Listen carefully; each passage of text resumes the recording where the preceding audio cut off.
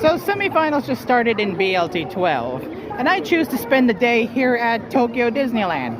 Why? Because you guys are in the wrong park. Well, okay, back to reality land instead of the happiest place on earth. Hey everyone, this is Mikoy and welcome back to another episode of the BLT 12 podcast. I am joined by the Universal Studios to my Disneyland. Okay, 2004, and I haven't been to Universal Studios. Yet you'd greatly prefer it over Disneyland if you have, don't you? How would I know? I haven't been. Well, it's got Nintendo World there. You're right. It's automatically better now. Yeah, see, what did I tell you? She would think it's better than Disneyland, even though the rides are probably longer. Anyway, last time we covered week 6 recap, and we did week 7 predicts. Today we finish off the season. We finish off the probably the craziest BLT regular season we've had in a very long time, at least from the years that we've covered these damn tours. So, week 7 was a tumultuous one, to say the least, for both the teams who have qualified, and for the teams who have not qualified for playoffs, because everything was kind of crucial, wasn't it? Mm-hmm. Yeah, it's a crazy week. So, let's get started, shall we? First off, we have the Cinnabar Charizards losing to the Primal Power Pangoros. They were number 1 last week, right? The Zards, they were coming into this like locked in for playoffs, wasn't it? They weren't number 1 last week. Well, okay, they had like great chances of making playoffs. They were about number 1 for at least half the tour. At least half the tour, like 5 to 6 weeks in. Like, Jesus Christ. But then... Not 6. Well, 5 weeks at best. Because they start losing in week 4. Oh, well, yeah. Starting in week 4, they kind of fumbled, and then they never truly recovered. And now, look what happened. They lost a pretty crucial spot to the actual number 1 team, the Primal Power Pangoros, who have really not fallen. They were memeing this week. Wait, what? The Pangoros were memeing this week. Yeah, and somehow the Zards still lost. Yeah, somehow, Goros were sitting high and pretty because they're the first team actually locked in for playoffs. So might as well, meme a bunch and yet still win. As the Pangoros do, apparently. So, starting off, I think they mostly lost the games they memed. Well, let's talk about them, shall we? First off, we have Zoe Cafe versus A-Truck in Ubers. So, speaking of memeing and losing the games they meme. So, this game was weird. Like, look at the team. Look at the team that A-Truck brought. Mono Ice with a Kyurem and a Calyrex. And an Arceus Ice, even. What? Okay. So, first... Well, yeah, you see, that tends to happen when you only bring ice types. And his username was Truck Good. That's probably setting yourself up for memedom. So, first off, we have Clefable surviving Mamoswine's endeavors to kill it with knockoff on turn 5, sacking it later as Arceus burned Arceus Ice, who tried setting up until Ho-Oh whirlwinded on turn 13, while Cloyster was sacked to Skeledirge on turn 18. Then we saw the Skeledirge defeat the Chien Pao, dodging the Kyurem Black Scale Shot on turn 20 and burning it after before A-Truck eventually forfeited. Yeah, that was rough. I think it was probably over by that point, but rough. It was a rough go, and Zoe Cafe had A-Truck at the palm of their hand and ultimately won. Of course, they were dominant. Good on you. Next up, we have OU. Hacker versus Crying. which Crying won by putting the end to Hacker's 6-0 winning streak. Maybe it's because I keep saying hacky sacks for about the majority of the time I tried to doing these predicts that caused Hacker to eventually lose. I told ya. Well, he is the hacky sacks. Still impressive though that he made 6-0 in OU of all things. Too bad he can't get any more wins now. Unfortunate, but he can shit pretty as being one of, if not the best OU player in this pool. 6-0 streak, doing pretty well for himself. So, nothing really happened because these teams are pretty bulky. There's a lot of switching going on. Nothing really happened in the first 20 turns. So turn 20, we saw the Toxapex poison the Tinglu. Then poisoning the Moltres with Baneful Bunker later, as Alamamola was also poisoned. As Gliscor managed to knock off Meowscarada's item on turn 36. On turn 46, I mean. Again, nothing really much happened for a while after the poisoning attempts. Until, of course, Gliscor knocked off Meowscarada's item, Terranormaling and killing it later with Facade. Then we saw... You were saying something? No. Oh, I thought you were saying something. Anyway, Terrafairy King Gambit then killed the Corviknight on turn 54, while Tinglu died to the poison as it was setting up against, I believe, no one. It was just bound to be sacked to a Whirlwind in Gliscor on turn 64 as Ogerpon killed Blissey and Wheezing Galar shortly after. Did you say a Whirlwind in Gliscor? But I mean, it Whirlwinded Gliscor, not Gliscor Gliscor Whirlwind, people. Why not use that? I don't think it can even learn it. I'm not sure, but my guess is it can't. I'm gonna guess no as well. Anyway, Ogerpon killed the Blissey and the Wheezing Galar, while Gliscor beat the Alamamola before dying to the Ogerpon, as King Gambit killed the Toxapex and Dondozo in the end for Crying to win. In Gen 9, Gliscor can't learn Whirlwind. No, it can't. I expected it. Be really funny though. Ultimate Stall Mon phasing out multiple setup Mons. That would be funny. It was long and fairly close, but Hacker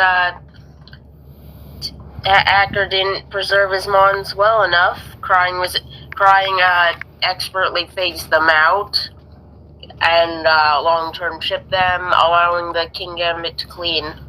Yep. And it was very well preservation of his OU Mons. Very incredible there. Next up is the other OU game. We saw Cave versus Batty. Kind of expected that Batty would win. Oh well. I would hope so. Yeah, kind of expected. So we saw the Garganackle Terra Water early on as Goldango then shut up and Terra-Fairied by turn 12, killing the Tinglu, as Iron Valiant defeated the Glamora on turn 18. Then after... The Tinglu didn't die at turn 12. It No. died turn 14. It took 2 hits. It took 2 hits from Make It Rain before, dying to the Goldango, while Iron Valiant defeated the Glamora on turn 18, as, it then removed the Toxic Spikes that were set up by Glamora later. Then we saw the Mamoswine remove the Iron Valiant's item on turn 30 before losing to its Moonblast later on, after it tried to do Ice Shard. Then Iron Valiant came back in to defeat Goldango on turn 37, as Corviknight killed the King Gambit on turn 45 after multiple setups and multiple Sucker Punch attempts, and Jagapult just finished off Ogrepon in the end for Batty to win. There being a Mamoswine on screen. Mamoswine and OU. It's surprisingly good. Okay, you don't need to speak before you think, Mikoi. Ultimate Glazer. Ultimate early Glazer. Watch it actually get shut up in usage. It's RU, Mikoi. Are you? Okay. Well, we've seen Argumons jump to OU in the past. Yeah, usually the Stallmons. Good on them. Have Mamoswine do that. Probably not. It's an offensive thing. Alright, next up is UU. Apparently a very short game, as I put in my notes. Seraph Z versus 691. I'm looking at 691's team right now, and what the frick? The Star Raptor, a Samurott, a Glaceon, and UU? This was the greatest game this week. Oh my god.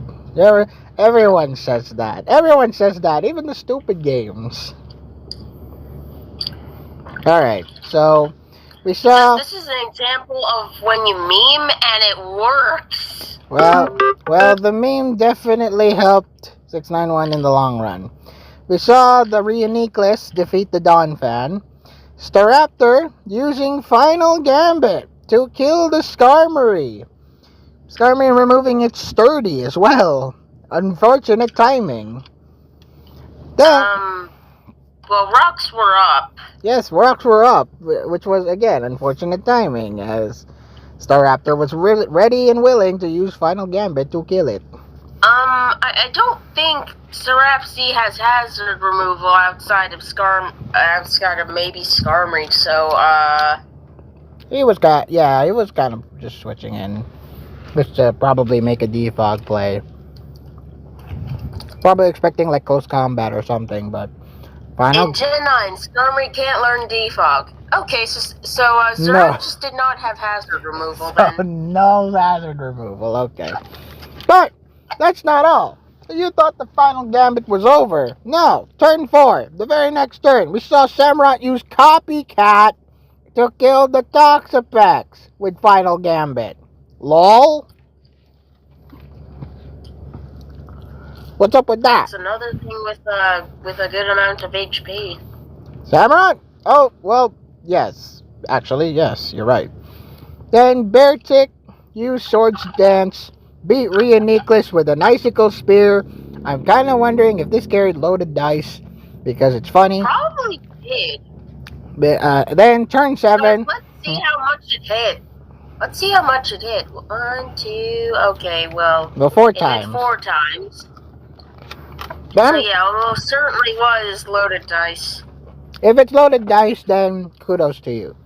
Then, the very next turn, turn 7, we saw it Terra Grounding against the Terra Poison Sinistcha, dodging the stun spore to Oko it with Earthquake, before Seraph Z ultimately forfeited. Random. Did 691 Terra Ground into Earthquake predicting the Terra Poison? Probably. Had to, considering he Earthquaked. Yeah, I guess he did. Had to.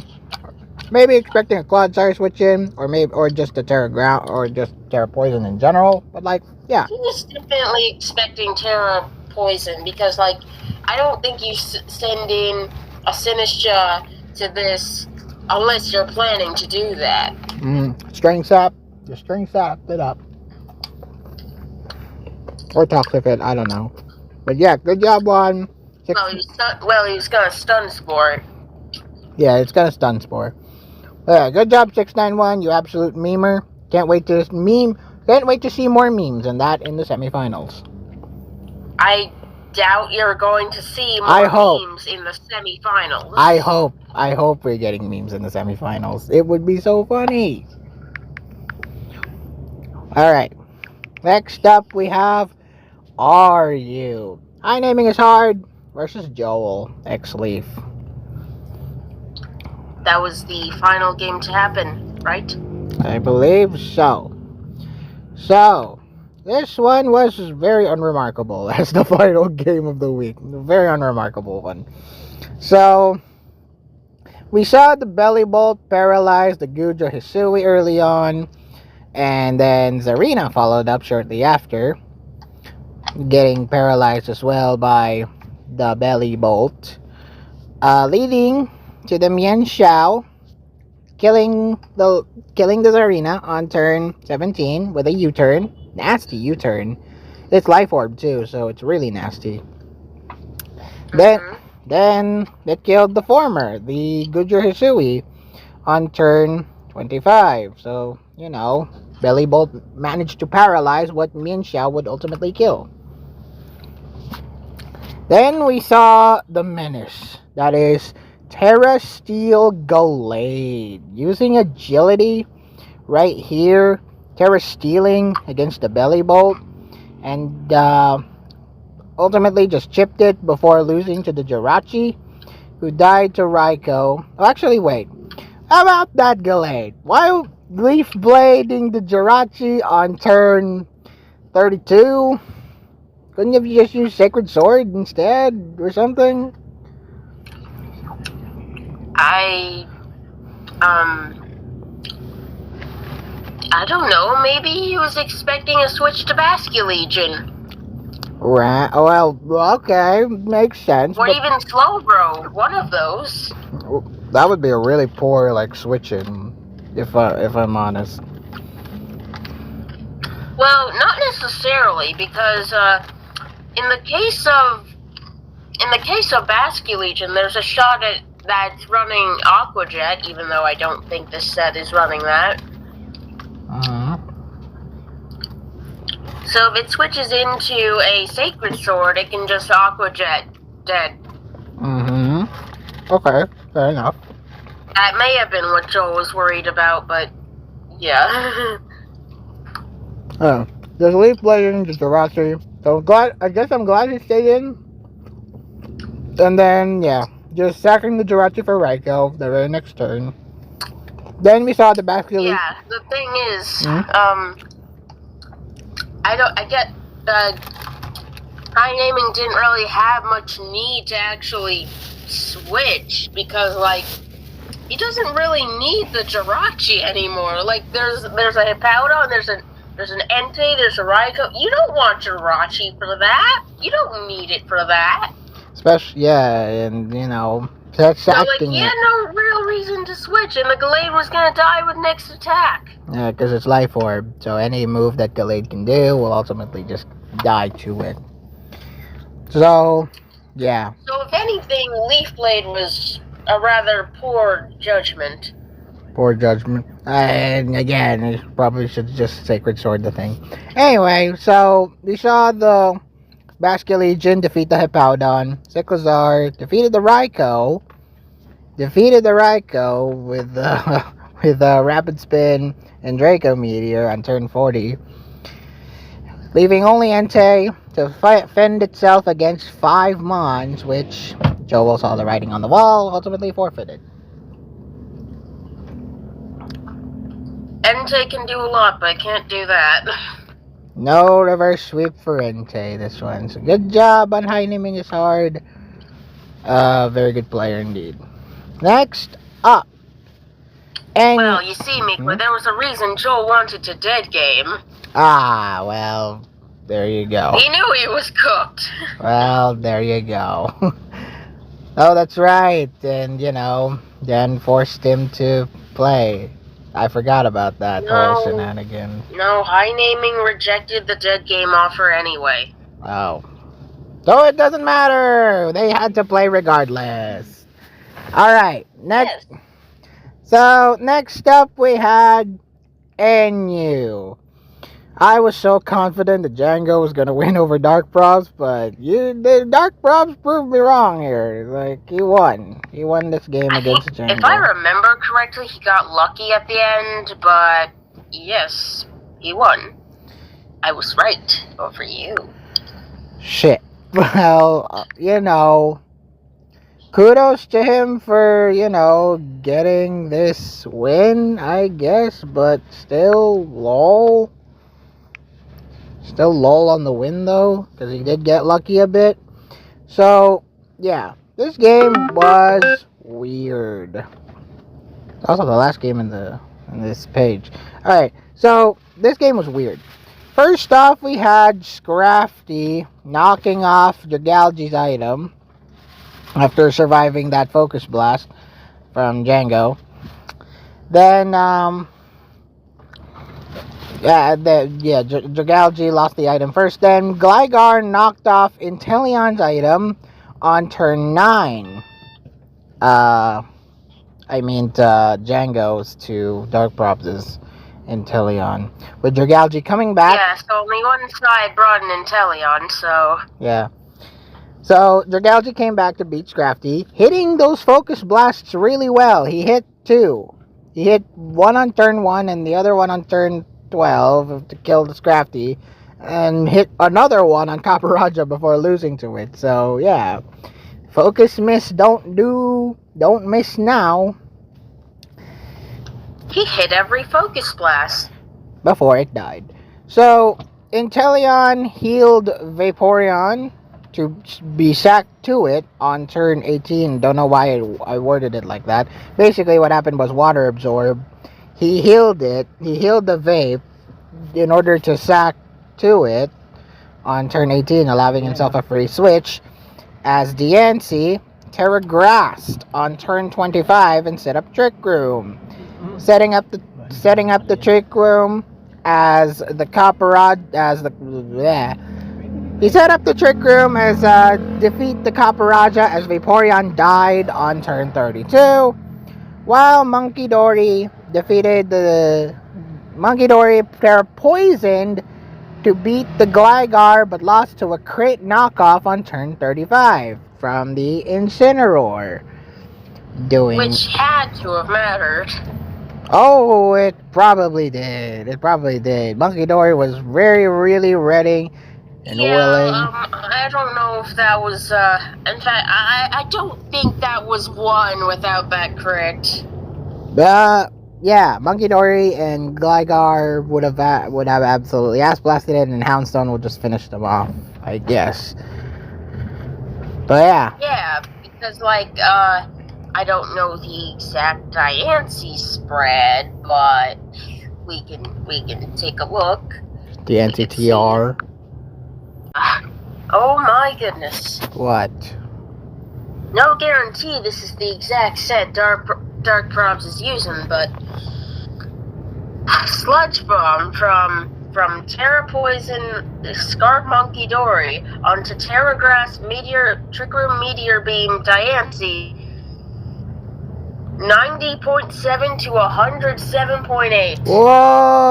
Whoa! That's an auto kill if I ever see one. 50% chance to KO. That's an auto kill. I would be really surprised if it survived. But yeah.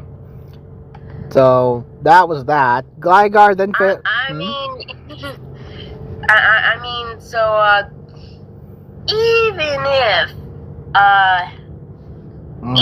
Even if it did survive, Houndstone would just come in and, Nightshade. Yes. Would have caused the residual damage to hit and beat Diancie. And then we'd have Gligar and Houndstone to deal with a 3% Incineroar. Yeah, and Dark Probs would have lost, but that didn't happen, as Gligar failed to kill the Incineroar, but Toxic Diancie, who killed it and Houndstone in the end, for Dark Probs to win. Realizing as well how good the Rest Talk is. Beating as well Rest Talk Houndstone.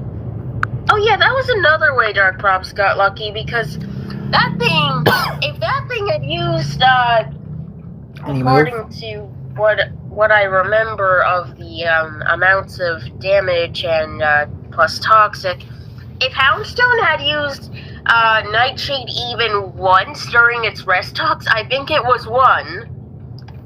Oh yeah, of course, because it's faster than Incin. Definitely faster than the Diancie, so yeah. I agree. If it had used Nightshade during its rest talks, Django wins. But that didn't happen because it rest. Damn sleep talk. He used Will-O-Wisp and then rest. Yeah. Unfortunate. The one move you had to get, the 1 in 3 chance you had to get, and it didn't pay off. Next up we have PU Druid versus Suzuka. Well, Avalug Hisui lead again. So speaking of more memes, Avalug Hisui led again. So we saw the Avalug. well, yeah, it's common offense lead. I'm still boggled that this is common. Because Avalug Hisui has Ice Rock. It's got so many weaknesses, man. Don't like it. Yes, and it has Sturdy and Custap Berry, typically. What's wrong? I don't know.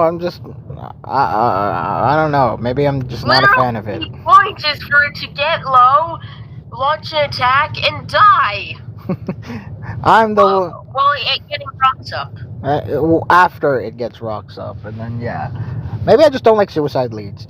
So Yes, that is clearly your issue.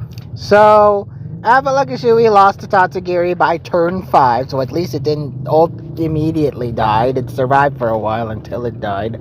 While Frostmoth defeat Bruxish, while Grimmsnarl missed the play rough on turn 9 against the Skuntank. That is a nasty play rough to miss. Yeah, it was very That would have hit really hard. Allowing Frostmoth to come back and beat Mudsdale as Salazzle defeated the Delphox, counteracting that from Suzuka's end. I mean, look at how much damage Play Rough is doing on the Delphox. That did a lot. Half. Yeah, it did a lot. Over half. Very nasty Play Rough there. So imagine that on, even if Skuntank is bulkier, imagine that but neutral. Very hit hard. Grimmsnarl does hit hard. I like Grimmsnarl. So yeah, well, that's not quite the reason it's hitting hard. There's a special item at play. I'm sure you can guess what that is. Mr. Choice Band. I want to say Choice Band.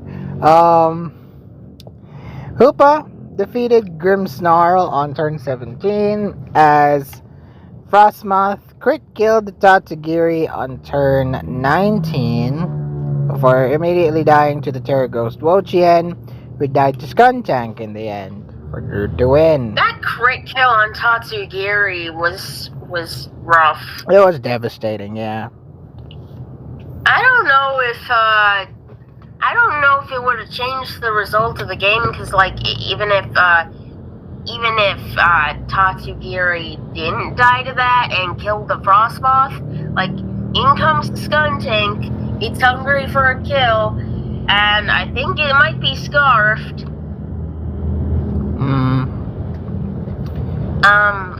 I think it's scarfed. Let me go back.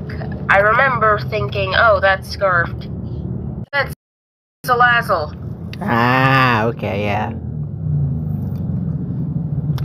So, yeah, I guess it makes sense. So yeah, well done, Jude. I guess. So did you happen to notice a particular pattern with Suzuka's Mons? Oh, Suzuka's Mons. What about Suzuka's Mons pattern?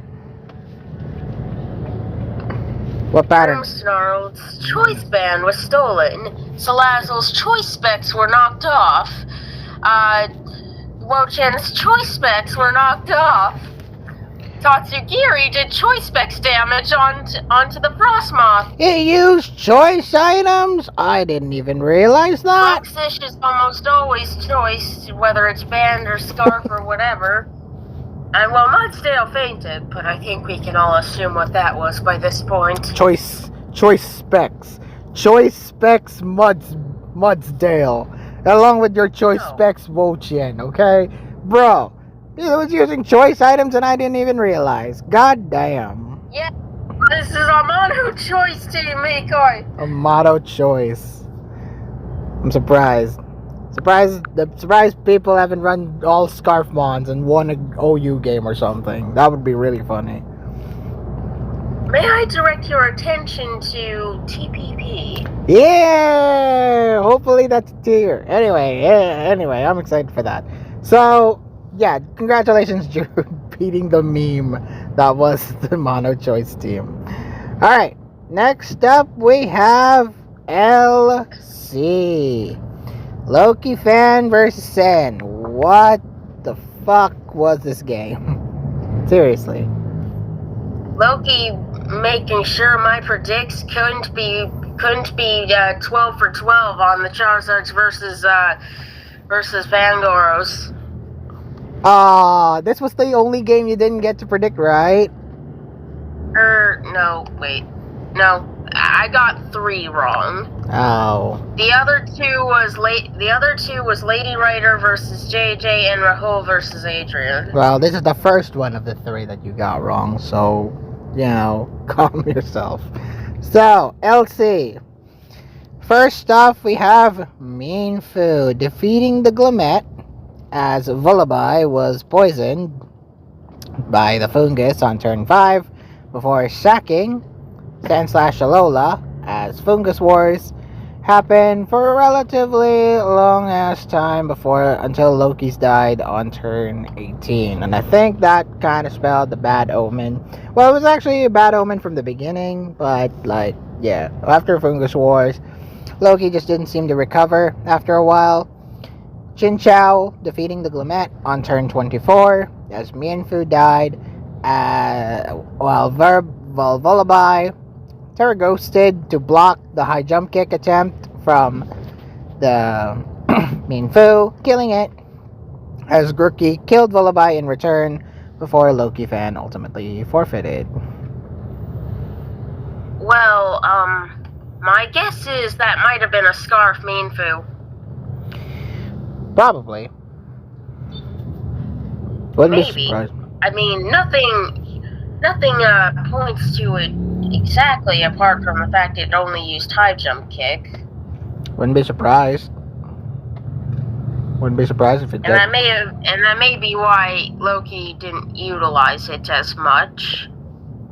Yeah, wouldn't be surprised if it only used... Well, if it's Scarf and only used high jump kick. It did only use high jump kick. Yeah.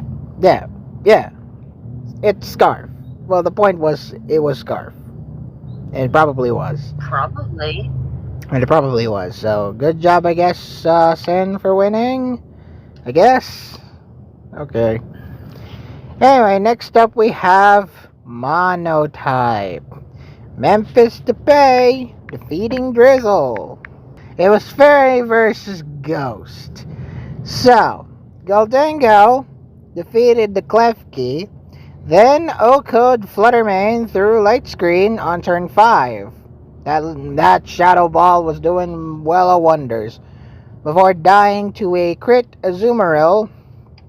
A crit Liquidation Azumarill on turn 6. While Sinistra was paralyzed by Hitran, but killed it before dying to the Iron Valiant on turn 12. Then we saw the Fluttermane killing the Iron Valiant as Spectrier stalled Clefable and survived Azumarill's Aqua Jets on turn 20 before killing it and Clefable in the end to win Memphis this game. Any thoughts? I think Drizzle should have played one of his trump cards around now, don't you think? This is in reference to that post Drizzle made after. Yes. So, yeah. Well done, Memphis, for winning. I'm happy that this boy, again, I keep saying this every week, but I'm happy that this boy is doing well in this tour. Because he deserves it. He's a good player. Alright, next up is doubles. You see 5'5" defeating the doubles player Ninja. Well, Ninja couldn't play NU, so might as well give it to Dark Brabs while he still can, and well, we can play doubles instead against 5'5". So, Iron Hands defeated the Ursaluna early on before dying to the Ogre Pawn's Ivy Cudgel, which killed Ting Lu on turn 5, while it and Tornadus died to Dragapult's Dragon Darts. As Entei killed Ogre Pawn, Terra Water Amoongus spored the Chien Pao.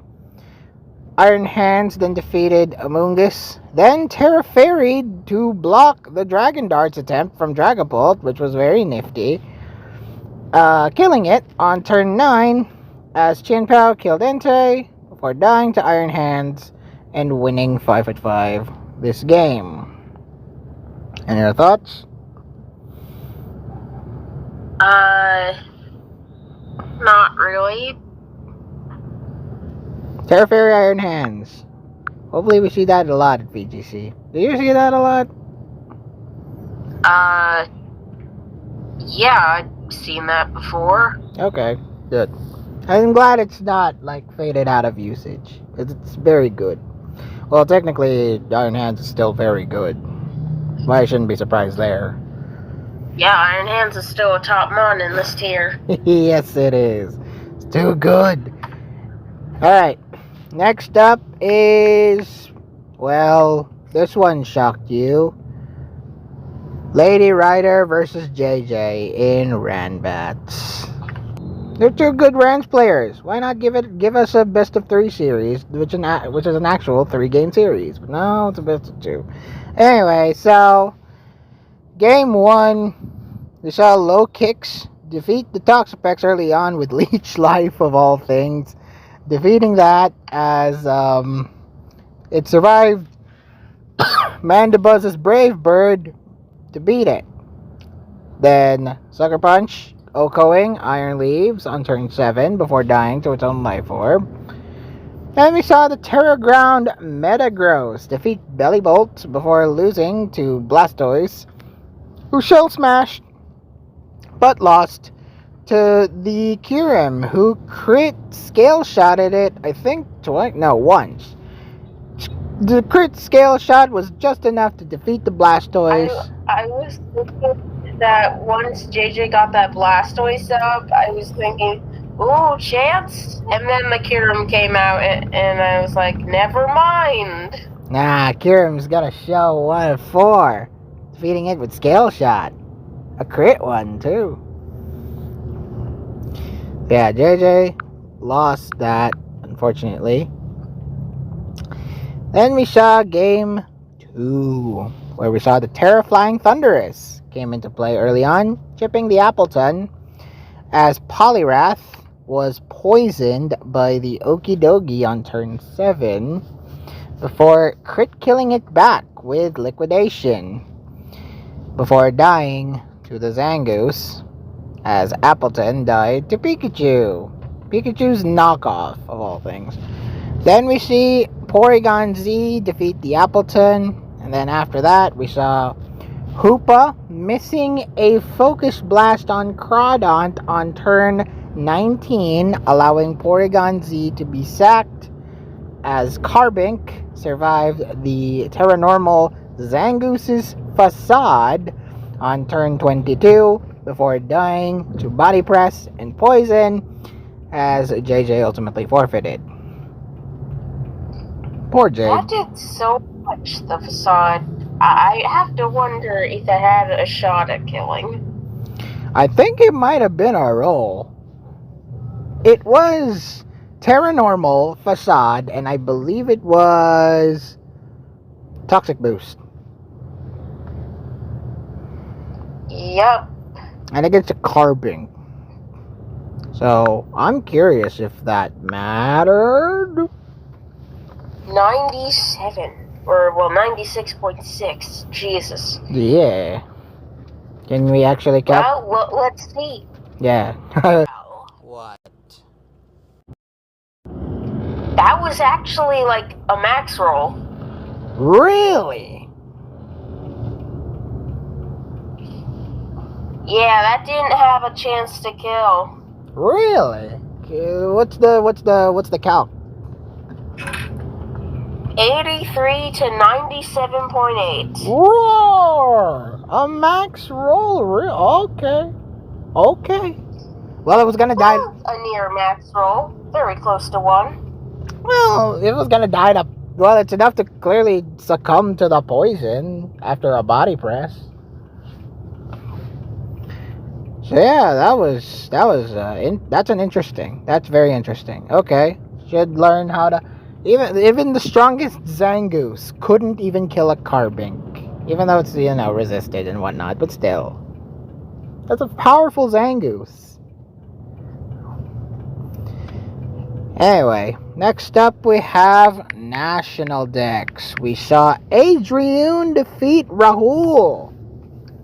So, what did you call Rahul? The fake 6-1-er?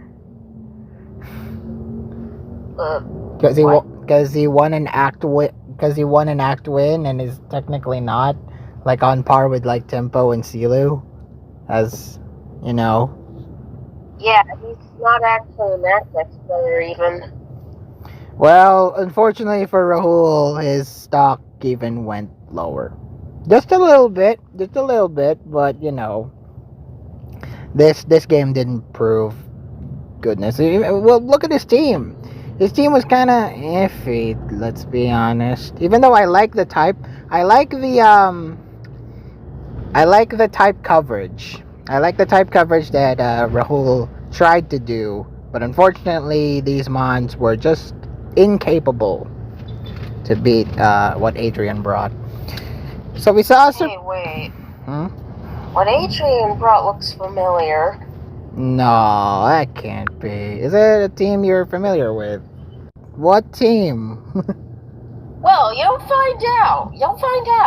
Okay. So, going through this game, we saw turn 4. We saw the Superior Galare, the Tangrowth, as it lost to Goldango shortly after. Scizor, then Magad, and Goldango nearly killed the Slowking on turn 19. A very long passage of time happened before dying eventually to the Flamethrower. Terrapagos then beat the Great Tusk on turn 21. Then we saw Tapu Fini setting up the Calm Mind to beat Slowking Galar, losing to Scizor Mega as Mega Gallade came in to set up the Swords Dance. Even got crit on turn 30 before losing to Drain Punch, beating it while surviving the Tapu Fini's Draining Kiss to beat with Zen Headbutt, defeating Salamence in the end for Adrian to win. Mega Gallade, too good. Any thoughts? I personally don't care much about the Mega Gallade, even if it did do well in this matchup. What did you care about? That goddamn Fini. That Fini was a bitch. Let's call it like it is. Oh, you bet it was, and you don't even know why I say that, but let's just say this team was used elsewhere in this week. Let's see about that. We're actually coming up to your team now. Yes, we are covering your... Oh, speak of the devil! It was timing. It's timing how we do things. So, the Resort City Rufflets, who we're actually covering second instead of the usual first, defeat the Scream Boys. Congratulations! And this one made playoffs. Hooray! Look, there's nothing with getting second. In fact, I'd prefer that over first. I feel like that's a reference I should be getting. There's no reference. It's just that there's the curse. Yeah, well, if you guys don't know, there is a thing in BLT called the first place curse. Sorry, Goros, if you're watching. So the first place curse is when the first place team usually dominates the entirety of the season, and they just lose when semis count. Yep. And the curse is that the team that ends in first place of the main season, it doesn't even matter if they retain that for the majority of the season or not. They just have to end on that. Yeah, they just have to end first. They will lose in semis. So, can the Goros be the ones to break that first place curse? We'll see about that. But actually, has a first place team ever won? Has ever won a finals or made it to a finals or something? I have no idea. I believe I looked at the stats of it, and I think it has happened before, just not very much. Well, has a first place team ever won? Yeah, that's literally what I just answered. Oh, I thought you meant finals. I thought you meant just finals. Okay, never mind. Anyway, you asked if a first place team had won. That's what I answered. Okay, fair enough. Alright, first off we have Uber. Skimmy the God versus Zyote. And Skimmy, once again proving why he's an Uber's God. Ha! Well, actually, I'd say Zyote proving he should not touch this tier. Wow. Alright, just stay away. That was a horrendous throw if I've ever seen one. The fairest throw, did you call it? Horrendous. Oh, a horrendous throw. Well, there's no throw. There's also no sock. So, There is a throw, though. Well, a throw, not circle throw. Alright, first off, they have Gomorrah setting up the hazards before dying to Tinglu, who died to Koraidon shortly after, before Giratina Terra-Ferried and missed Thunderwave on turn 4. Oh, yeah, okay. Yeah, to be fair, we did get lucky regarding that. that was a good miss. Yeah, a good miss. Yes, biased Pokeart is biased. So, paralyzed the Arceus and eventually died to Kyogre on turn 10. Arceus was then sacked to Zacian, who lost to Terrafire Koraidon on turn 13, killing itself. Okay, yeah, not gonna lie, we were in a bit of a tough spot when that Zacian came out. We had to Terra Koraidon in order to avoid getting swept by that. And ultimately it did pay off because you managed to kill yourself and Zacian. Then... Yeah, although if that was close combat, it might have been a different story. Yeah, so... Because, it was Sacred Sword, so we didn't die. Yeah, if it was CC, which is 50 more power, lol.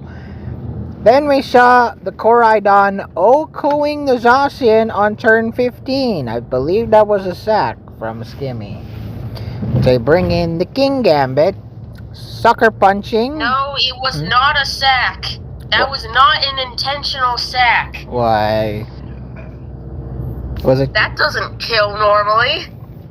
Oh, goodness. It doesn't kill unless it's a banded Koraidon. It's a banded Koraidon, alright. So we saw that King Gambit sucker punched the Kyogre, killing it before dying to Koraidon, before Kyogre water spouted to kill Arceus Fairy and win Skimmy this game. So, how did Zoya lose this? No idea. Maybe he just threw Kyogre. You don't know, but I know because he threw. Well, I believe it was the Kyogre switch in, wasn't it? Things really went in his favor around the end. The early Paramis was kind of rough long run, but things really went his way in the end. He just played stupidly and didn't realize it. Oof.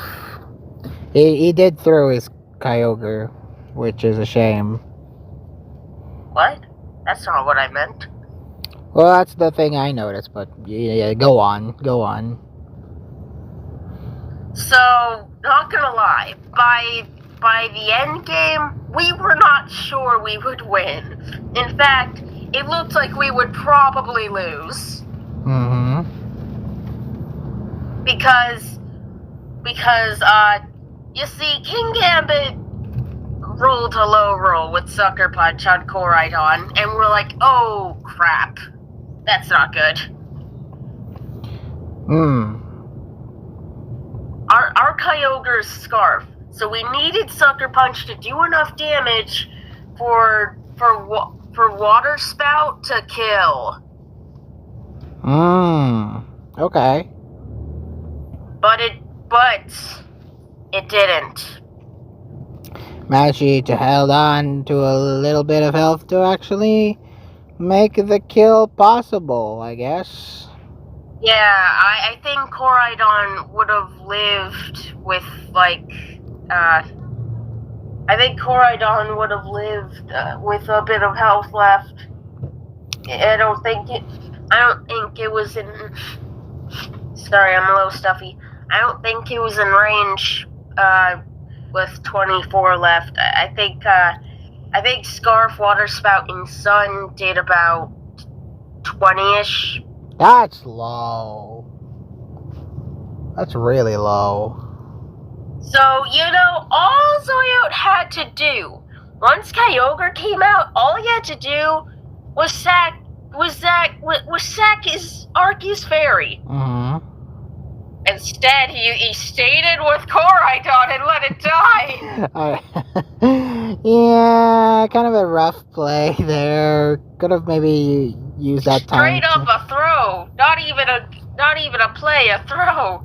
Oh man. We were just like, why did he do that? He just threw out his win con, his potential win con, in fact. He literally just had to switch and he won. But sometimes good. Like, come on, it's a common sense play. Your defenses are lowered. The sun is no longer up. So what? And it's not like that. It's not like your Arceus is beating the Kyogre. Mm-hmm. So sack it. Sack the thing. Make it so the Koraidon band wins against Ogre. The only thing I can think of why Zoyote made that play was that I guess he didn't realize we were running Scarf Kyogre. That's the only thing. But even then, are you confident are you confident that Choice Band CC with outside kills the Kyogre from full? I don't think you should be. I don't think you should be confident that kills for full. It's a Kyogre. Mm-hmm. I understand Kyogre is known for his physical bulk, but get your sun back up, damn it!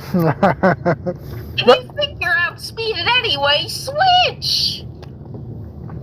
Could have maybe saved the weather, because Kyogre would have been the last man standing for Skimmy. He Terran already! You don't have anything to fear by going for CC after you switch it back in. Why did you switch? Why didn't you switch? Yeah. Yeah, so that's what I mean when I say Zoyote threw like hell, because he actually had pretty perfect win conditions in the end. Unfortunate, but hey, at least he gave Skimmy a win. Literally gave it to him. Gave it to him. Next up, we have OU. Chico's beating the Keshba. A long game, this one. I fell asleep watching this. I think live. I think I did watch this live. Are you sure you're not confusing this for the other OU game? Oh, I probably am. But these your OU games were long, okay? Didn't really have... You're right. But hey, this one was under 100 turns at least. At least that's the saving grace. Okay. So we have both setting up rocks as Enamorous netted the first kill at turn 41. Again, nothing really happened for the first 40 turns until we saw the Enamorous netting the first kill on turn 41 against this motherfucking Tinglu.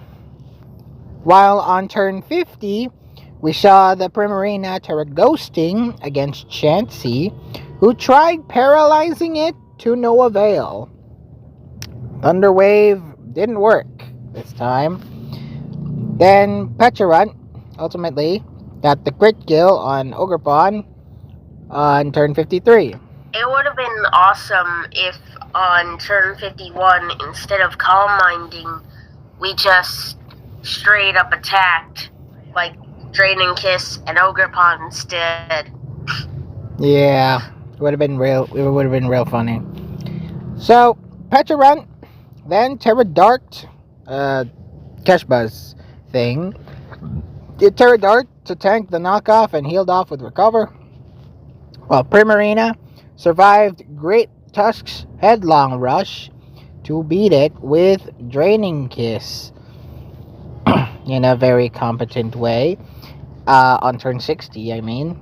And then Enamorous ultimately died on turn 67, knocking out its expert belt.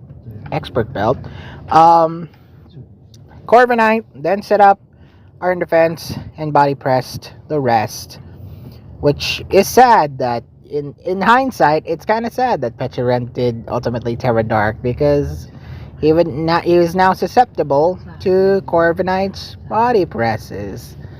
So ultimately, yeah, that poor Pecharunt, surviving so long to do so little. And ultimately, Corviknight just kind of swept through Chansey, and then ultimately King Gambit. Like, literally, what did this thing even do over the course of the game? Lost all its Recover PPs and nearly lost all its Malignant Chains. Like, it just kept attacking stuff that didn't do much of anything to. Useless. You could call it a liability. I mean, yeah, because we had a Garganical. It's not doing crap when there's a Garganical on the other side. Yes. So that was pretty bad. But hey, Chico's at least got a win. First win in this tour. Yes. And he beat Keshba. Very well played. You had to stall him long enough, at least.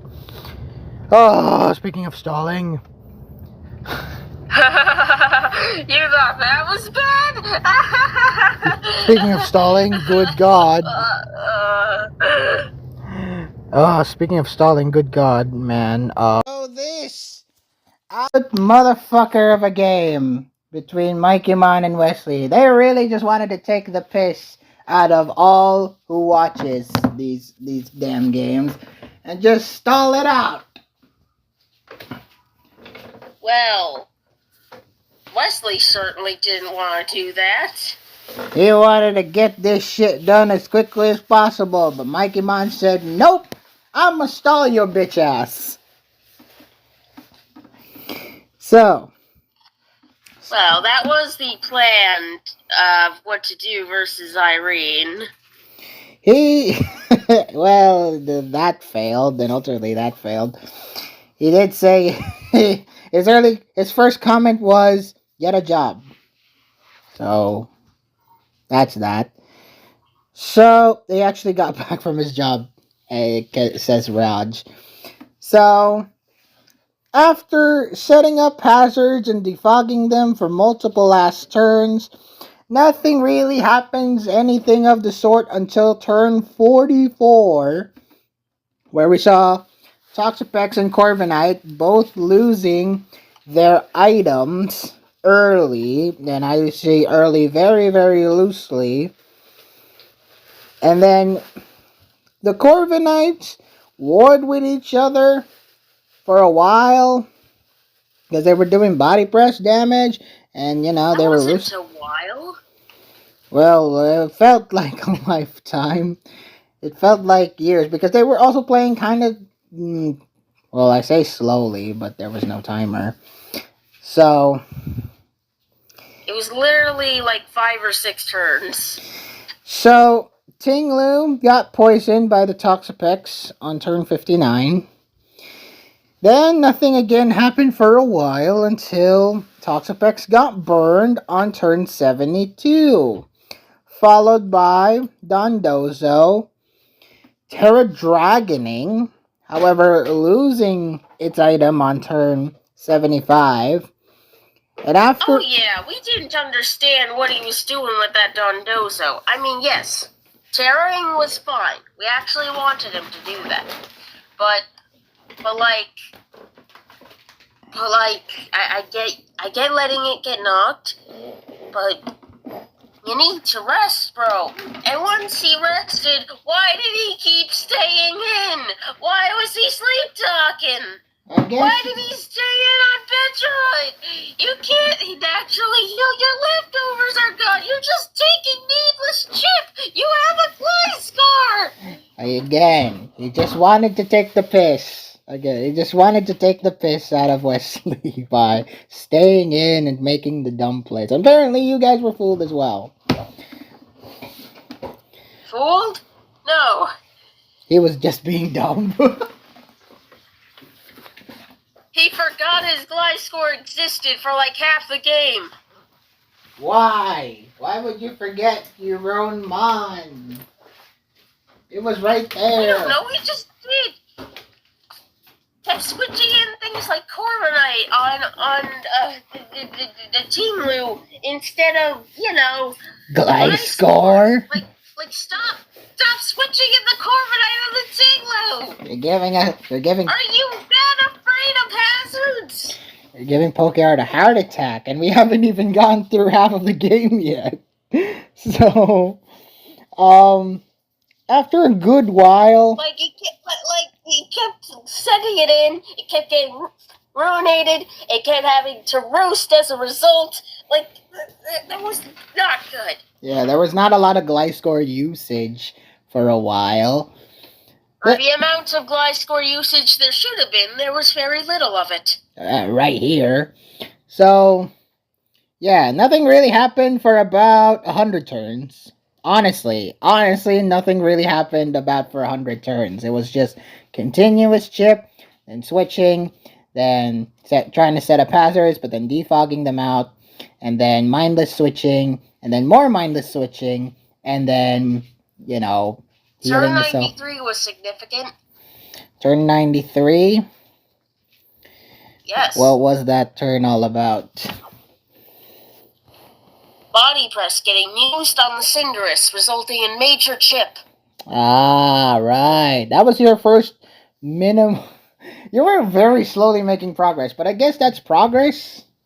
I guess that is you see progress. Me, Koi. Whether we win the game or not, I guess, especially in Mikeymon's mind, relied on beating the Cinderace. That was your only target. Because once that Cinderace is dead, we don't have to fear setting up hazards and getting them court changed on us. Yeah, I guess so. I guess we were fearing hazards, even though we had two hazard removals. You have defog and you have another defog. Come on. What's there to be afraid about? Also, I don't know. I guess he just didn't want. I guess by that point, a lot of his stuff was knocked, and I guess he actually wasn't using much in the way of boots. It wasn't. It really wasn't. It's kind of odd. But I guess he just didn't want to set up lots of hazards only for it to get court changed away. Probably. I even asked on turn 1. He seemed pretty afraid of hazards. I even asked on turn 160, how many is that now? The amount of times, the amount of times switching has happened, I believe. Or maybe it was the amount of times. I don't know. I lost count by this point, and how Wesley even commented that playoffs isn't worth your soul. Apparently, it was. Apparently, it was worth every single turn of it. All 140 something turns, at least at the point of this game. You see, we wanted to secure playoffs. We didn't want to leave anything to chance. So, turn 174, the next most significant thing. Toxapex failing to poison the Kyurem, who subbed, making a little bit of headway there for Wesley's sake. Didn't really get to do much of it because Blissey was there, just calm minding away and being the tank, the over special the Kyurem wall that it is, Blissey. Can I just point out how happy we were when Mikey started finally using his Gliscor again? It was 100 turns ago, Pokeart. But he did. He was using Gliscor. We were like, oh, wait, he remembered. He remembered this Gliscor. He remembered it existed. So Gliscor was there, was doing its toxic stall thing. And yeah. So nothing really much happened in the later parts. We saw the 211th turn.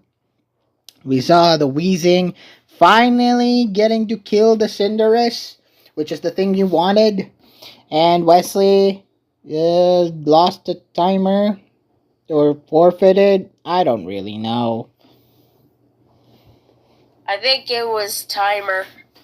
It was timer, but it was pretty damn very talkative in the end games. CG on playoffs, no soul. Oh well. So that's it. That's it for the longest OU games, and didn't even feature a long banana. Well, he was watching the game, but I was making a joke. But yeah, good job on Mikey Mon for winning that one. Oh, and another thing, why did he keep using knockoff? I don't know. He just wanted to lose the items. You're just wasting PP by that point. You're wasting PP. I guess, yeah. You need that PP conserved for when you're at least the knockoff. At least make the knockoffs matter, basically. So yeah, that was bad. Pokeart was losing soul there. Even when it wasn't just me, Miko. I'm just kind of repeating what was going on in the game discussion channel. Everyone was losing brain cells on how Mikey Mon played, but somehow it worked. Somehow it just worked. Yeah. Yeah, maybe we shouldn't let him load stall again. Do it in semis, I dare you. So, next up... He isn't playing in semis. So, you've got off scot-free. So, next up we have UU. PU versus Fiend. And PU won. Didn't I ever tell you to not doubt Piyush? Are you saying that to me? I'm saying to the audience. Oh. Because, of course, you wouldn't doubt Piyush. He's your star player at this point. He's probably the third best manager-ish of the Rufflets. So you're aware that he's the shadow manager. He's acting more of a manager than based Raj.shoot. Alright. Next, Also, he has one of the best records on the team. I told you, he is your star player. And the 2 games he lost, he was hacked horribly. He is your star player. And yes, let's not speak of this games.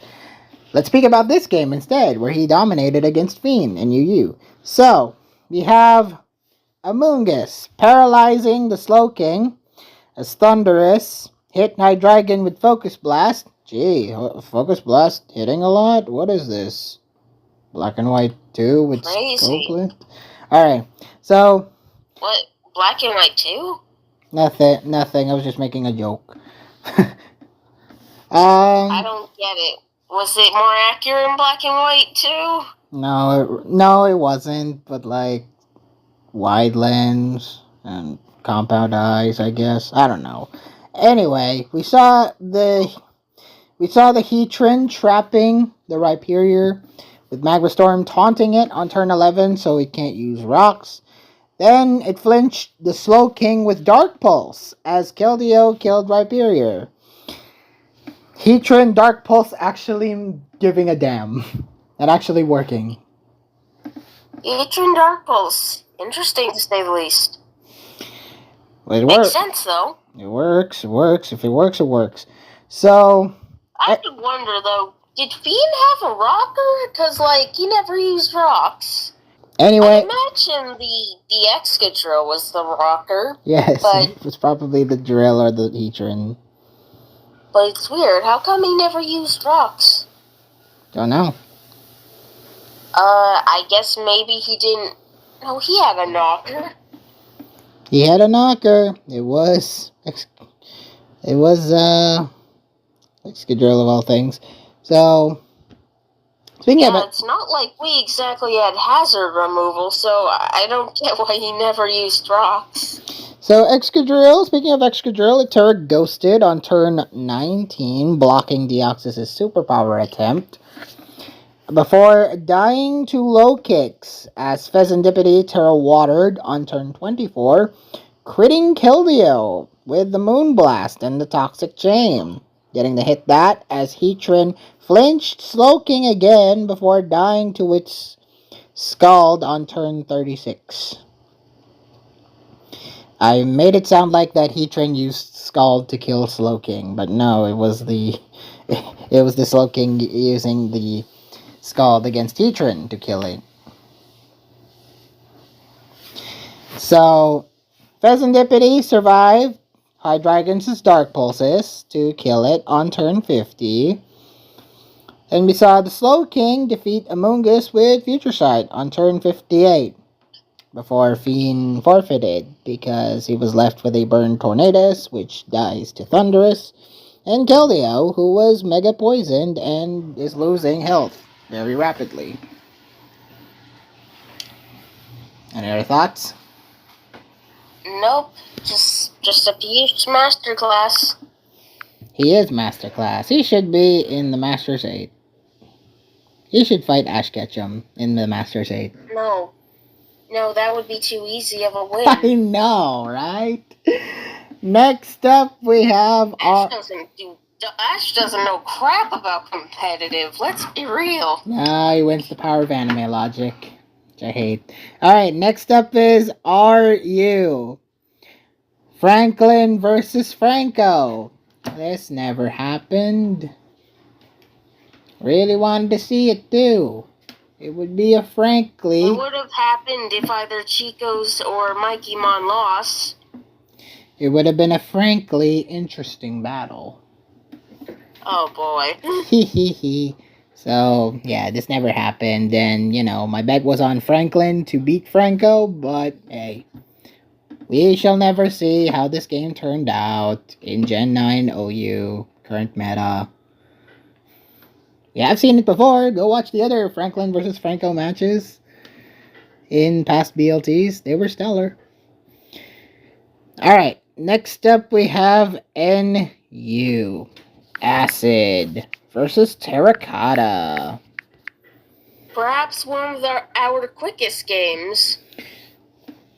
Poor Terra is just being plopped into NU against pretty good, very competent NU player in Acid, and basically just kind of left it to all to be desired. So Frostlass burned the Copper early on, taunting it so it can't use rocks, before dying eventually to the Houndstone on turn 7 with the Nightshade, as Braviary Hisui missed a Heat Wave against Copper on turn 9, getting Whirlwinded away, while Torterra Shell Smashed and Terra Ghosted before OHKOing Houndstone on turn 11 with Terra Blast, of all things. Then crit killing Caparaja with a Headlong Rush on turn 13. Then it killed Sylveon, then it killed Scrafty, and then it just won. Against everything else, Terra forfeited shortly after. Terra lost to a Terra Torterra. That is Terraception, if I ever seen one. It's so beautiful. I could cry tears. So poetic. Alright, next up we have Puyo. We see Wish Papillon losing to the biggest of all Tonys that was born in the year 2014. I don't think he was born in 2014. Why the hell is his nickname that then? Miko, if he was born in 2014, he'd be 11. He'd be 11 years old and beating people in competitive PU. And let's check his join date for a sec. Oh, actually, it's more recent than I thought. But I think his Showdown username is quite a bit older. I know, it's probably older. It's probably older than mine, if I'm being honest. I don't know. 2019. Oh, same around as me. Okay, so we have... So yeah, I don't think he was born in 2014. He would be 5 years old when he first entered his Showdown name. Can you imagine a 5-year-old learning competitive Pokemon? Also, he wouldn't be comp illegal. Can you imagine a 5-year-old being good at competitive Pokemon? Well, you see, there's the juniors division in VGC for a reason. But that doesn't allow 5-year-olds. Actual 5-year-olds. Does it? What do you mean? Does it? I mean, we saw one win. I think we saw one win NAIC like a couple years ago. We did, and he was really young, but like, come on, he was great. He was at least older than 5. Let's be honest. How can you learn? I don't even know if you learned like. He didn't look older than 5. That's for sure. Wow. Anyway, back to this game. He was really little. He was really little. So Mudsdale crippled early on by the Hitmonlee and Persian Alola. Getting taunted. A lot of like getting taunted, not being able to do rocks. A lot of that had happened in this set between you guys and the screams.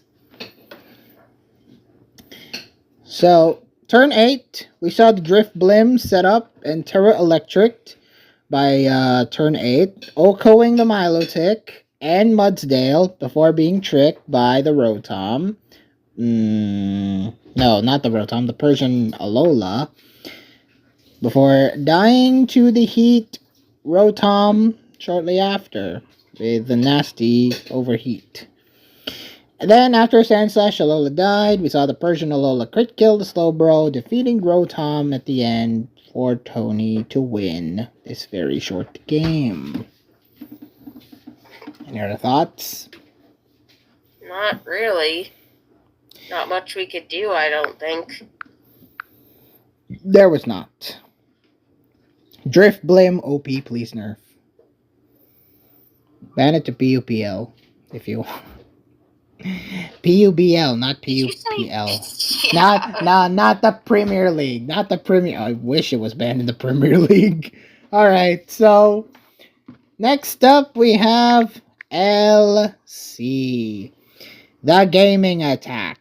Defeating the Pikachu that is made of iron. What does that mean?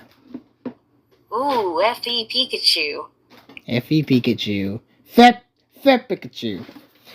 So, Fungus poisoned the Vullaby on turn 4 as Fungus defeated Glimmet before Vullaby was sacked to poison on turn 5.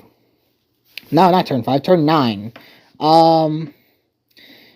Fungus then Terra Dragoned on turn 12 as Stunky was put to sleep, while TGA's Mudbray crit killed Ipekas by turn 18, critting through that stamina. Meowth then turned normal, defeating Stunky on turn 21, as Torchic was sacked to have Meowth defeat Vullaby. Then, after Fungus Wars, we saw the Mienfoo defeat the Fungus on turn 33, as Ipeca's Mienfoo was put to sleep. TGA's Fungus beating it to win TGA this game.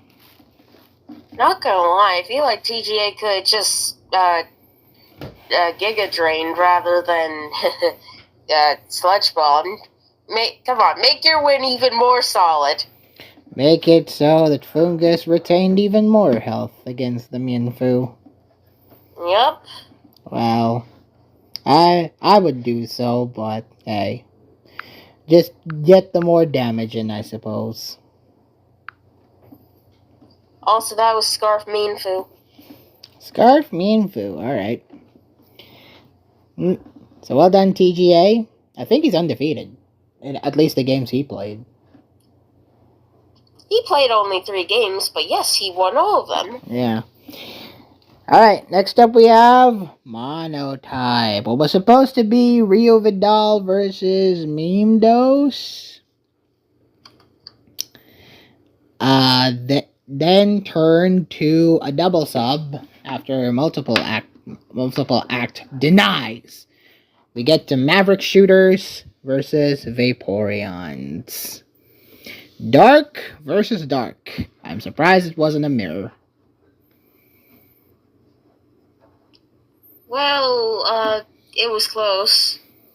Fairly close. So, turn 3, we saw the Meowscarada crit the Tinglu with the crit U-turn at that. Well, turn 10, we saw both Mons dying to Rocky Helmet and Triple Axle, respectively, as Mav's Meowscarada beat Vaporeon's Tinglu on turn 12. Then we saw the Samurott crit kill the Sableye on turn 14 as Meowscarada. How interesting that you didn't point out a misplay Vaporeon's made. Which misplay?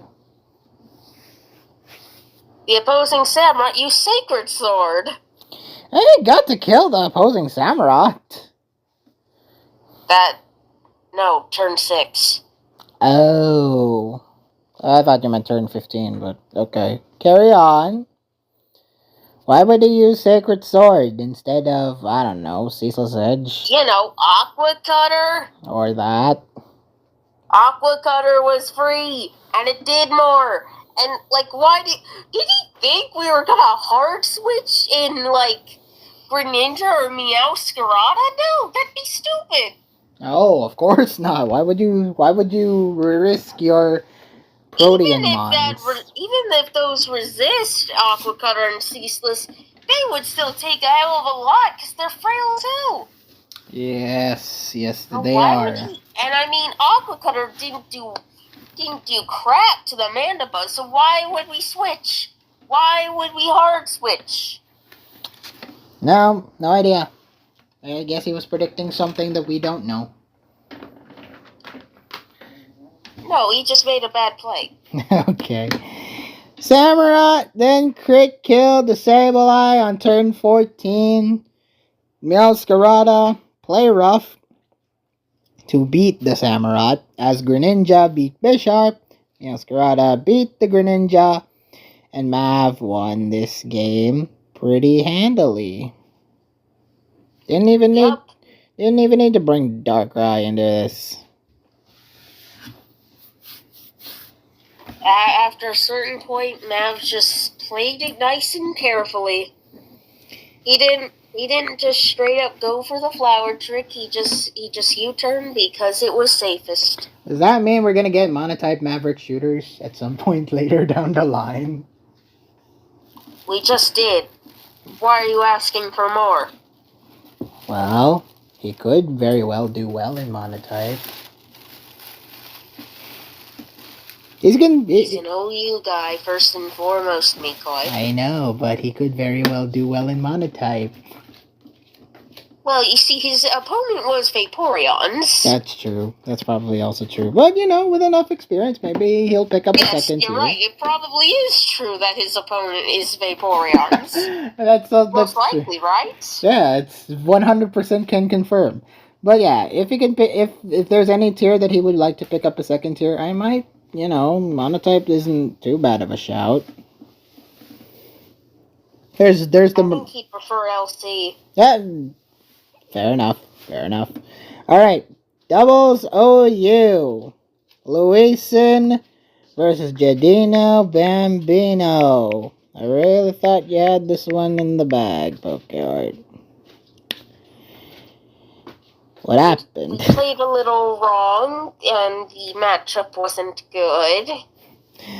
What happened?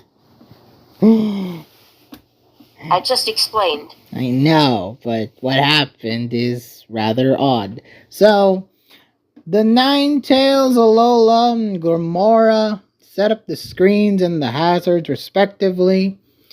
Encoring the Ninetales, Alola on the opposing side is King Gambit and King Gambit later on, as the latter died on turn 6 to an Earth Power from Glimora.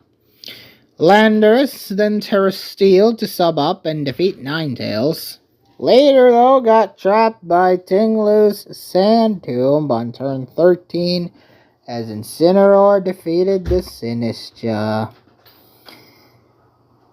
And then, after Landorus died, we saw Heatran Terrabugged on turn 17.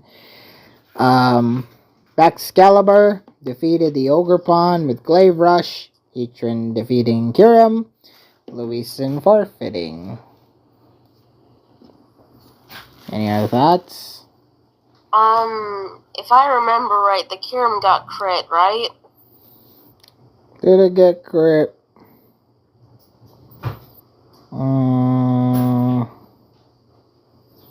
Don't actually know. You have another game where Kyurem got crit. Critting or it got crit? I just said I was thinking of another game. Okay, fair enough. I was thinking of the previous game where you said where we saw Kyurem crit something. But okay. No, I'm thinking of a game where Kyurem got crit killed. Oh, well, we'll talk about that when we talk about that. But yeah, well done, Jadino, for winning. Defeating Luisin. Unfortunately, we had to rely on Blizzard by that point, but I really wish we hadn't. We had missed one time against Glimora. It missed numerous times, though. It did miss numerous times. Could have used that Ninetales very effectively. No, we couldn't. Probably not. It was dead. Probably not.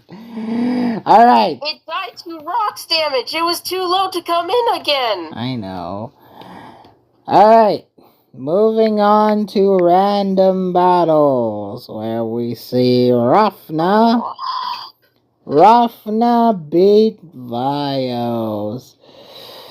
Really wish it was MG. We're not slotting him in again after that. Really wish it was MG. Really wish it was MG playing Rafna. We could have had a 3-game series.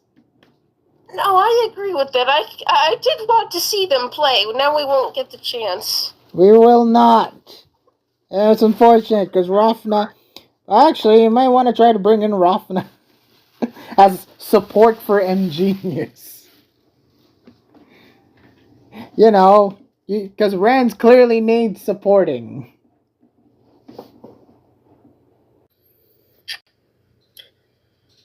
Yeah, the tier with the biggest luck, the luck fest. Clearly needs support. Clearly MG is struggling in that tier. Anyway, talking about this 2-game set, you saw game 1, Magnezone trapped the fortress, defeating it with Thunderbolt on turn 5, as Thundurus set up a nasty plot and beat Raikou with a crit Terra Blast on turn 8. Then defeating Magnezone with Focus Blast on turn 11 before losing to that low kicks. Groudon then Terrified, beating Mabostiff with a crit Heat Crash on turn 14, while sacking Zacian as Necrozma Wing set up Dragon Dance, killing Clawitzer and Groudon in the end for Rafna to win. Any other thoughts? Why did he switch? You tell me. I don't know why he switched. Why did he do that? You tell me. I can't because I don't know why. Ask him later. Maybe if he watches did. Did he know why? Why did you switch, we asked. Oh, well. And he says, I'm ass. That's basically what he says. Okay. Words. It's not normally that ass, but there he was ass. Well, game 2 wasn't much better for him. We saw the Iron Thorns lost the air balloon, but set up rocks, as Spectrier burned the Chestnut on turn 19, while Sinistcha used Strength Sap against Tentacruel, who had Liquid Ooze on turn 22. Yeah, Liquid Ooze actually benefiting. Did I just say, oh dear? What? How funny that I just said that. There's a huge ass deer in my backyard. There's a deer? A deer! Anyway, Yeah, I'm looking at it. Oh dear! Or to quote a Thomas movie, oh dear! So, you saw the turn 22, we saw the Tentacruel use Liquid Ooze. Then we saw the Grumpig tricking the Dragonite on turn 26, who killed Tentacruel by Earthquake, as Hitmontop killed it in return in Rapid Spin, and bulked up, Terra Icing to kill the Rhyperior on turn 33. However... Wait, did you say tricked the Dragonite? It tricked the Dragonite. Turn 26. Bios withdrew Dragonite. Bios sent out Iron Thorns. Grumpig used Trick. Grumpig switched items with its target. The opposing Iron Thorns obtained one Choice Scarf. I wrote Dragonite in mistake for Iron Thorns. Why did I not update my notes, damn it? Yeah, it killed Tentacruel via Earthquake. Hitmontop killed it with It Terra Ice, the Hitmontop Terra Iced to kill the Rhyperior on turn 33 before missing for the Iron Thorns to kill it the next turn. This one I didn't make a mistake of. Then it missed Stone Edge, of course, and allowed Grumpig to trick it back to attain the Choice Scarf again. Yeah, we actually had a chance if that hit. Actually, we had some other chances too. I mean, Zapdos just got killed, and then we were able to kill Jugulis. Jugulis died. Yeah. So he tricked it back to gain speed we back. We didn't win because, the Grumpig was still there with its scarf, and if we hit that Stone Edge and it killed, we actually have a chance. Yeah, you could have maybe potentially killed because you'd had Spectre in the back to take out Chestnut, but yeah. Grumpig finished off both the Iron Thorns and Spectre at the end, but yeah. If Grumpig did not trick back the scarf and instead died to the Iron Thorns, he would have probably died to it, while Spectre would just take care of the Chestnut. So, yeah. Well done, Rafna. Well done, Rafna, for winning. Unfortunate that you wouldn't be able to play any more games, but well done, Rafna. And well done, Rafna, for almost throwing, too. Speaking of throwing, you had a chance. to make Omar Garcia V a 0-7. What are you saying, speaking of throwing and transitioning into that? You had a chance of making Omar Garcia 5. The first player in a very long time to go 0-7 in the concurrent season. But no. Instead you gave him a win over Tempo. Why are you saying gave him? Well, actually, you didn't give him the win. He just forcibly took it with the power of hacks. Tempo played as well as he damn could. Shut up. His matchup was awful. And he got unlucky. And yeah, things just didn't really and this team wasn't even Omar's. It was Adrian's.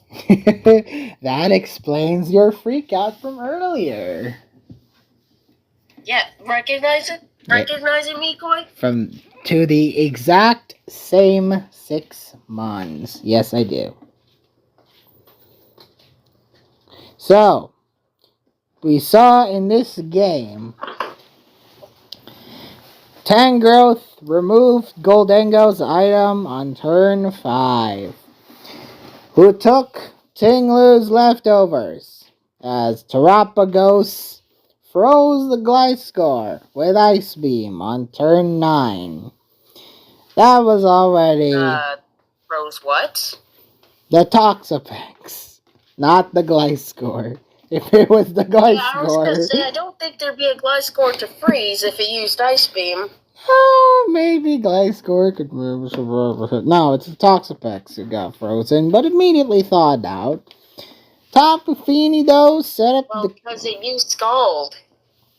Tapu Fini, though, set up the Calm Mind and taunted the Toxapex on turn 16, sacking this Goldengo and killing the Toxapex before dying to the Megalopony on turn 30. This Tapu Fini gave you a hell of a trouble, huh? Yes. Yes, that's why I don't like this damn Fini. This damn Fini is giving you such a hard time. You did manage to kill it, but by then you would have lost 2 Mons. Yeah, it cost us 2 Mons and ship on other things. Terapagos then killed Clefable, while Tinglu crit killed the Kyurem on turn 40 before dying to Megalop, as Tangrowth crit killed the Gliscor on turn 47 before killing the Megalopony for Omar to gain his first win through ignominious means. Any other thoughts? Or violent reactions? I think I got the violence out of my system. Next up, we have the Lavender Leprasis losing to the Pillsbury Fido Boys. Now, Damn it, Laprasis, got one job! Now, going into this, the Laprasis were, I think, 4th and the Fidos were 5th? No. Was it the other way around? I think the Laprases were 6th. Oh, yeah, they were further down. Okay. Well, the Fido Boys certainly secured playoffs.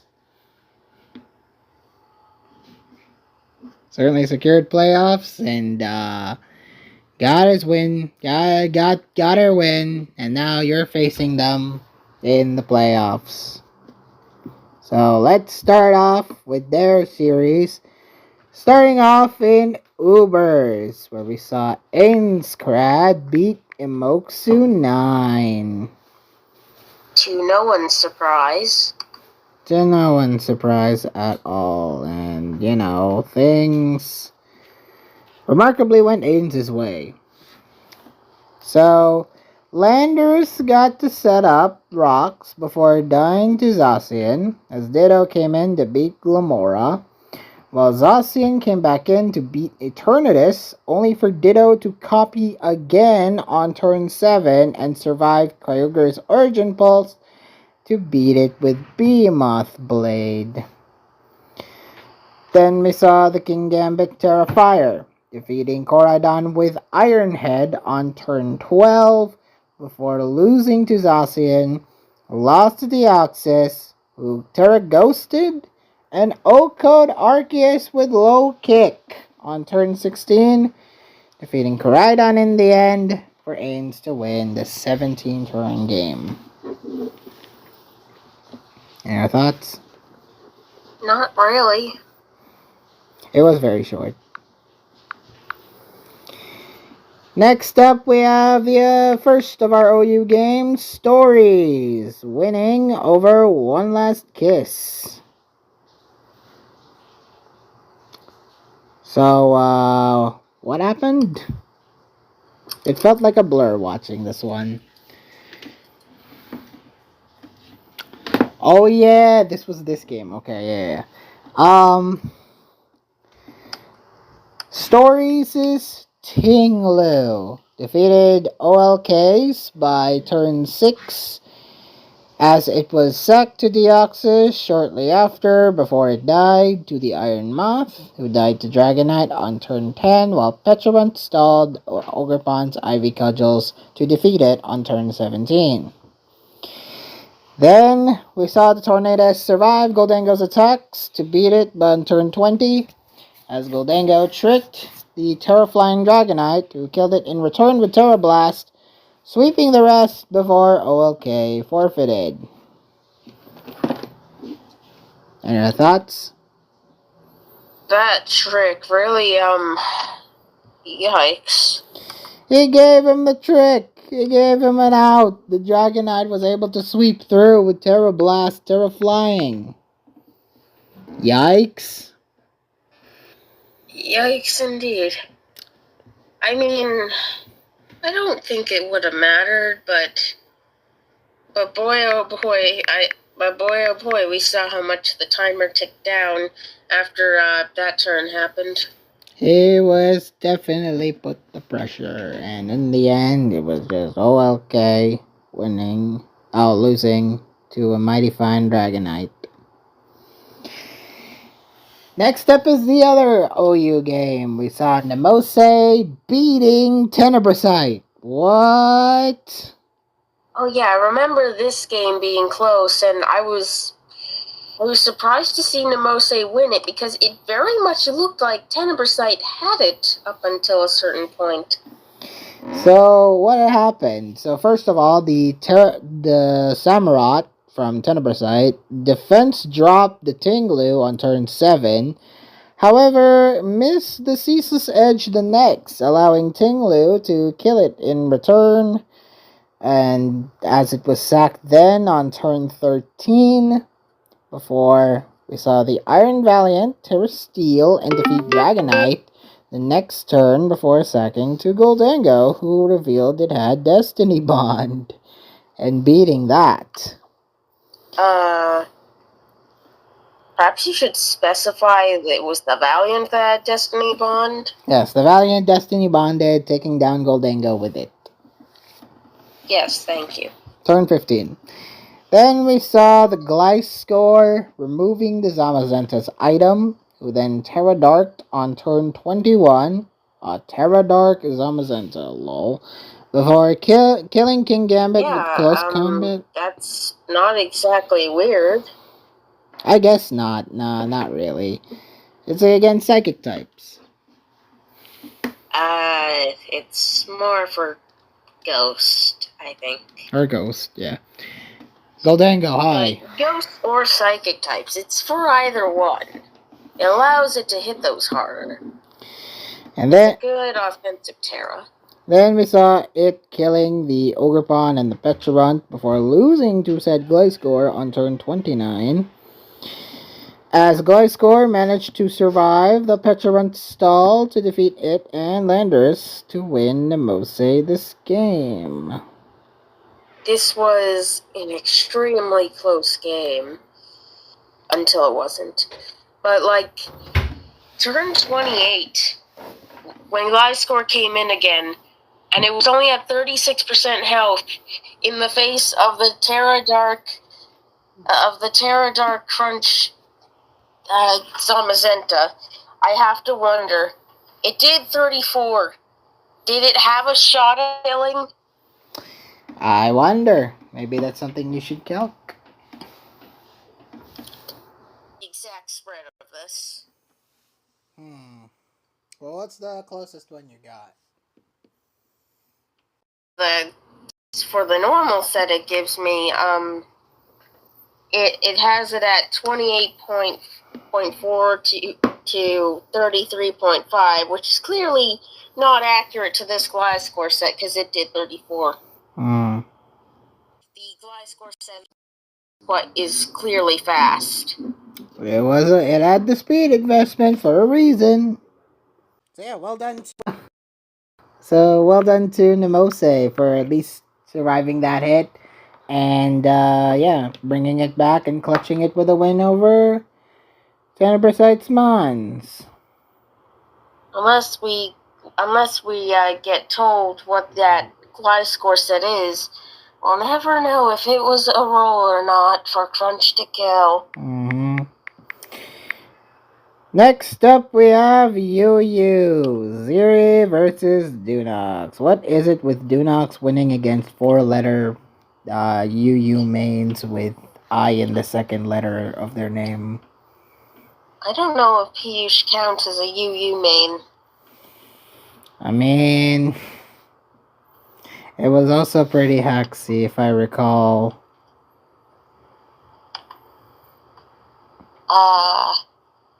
I don't recall it being that hacksy in this case. I think the team was just better, mostly.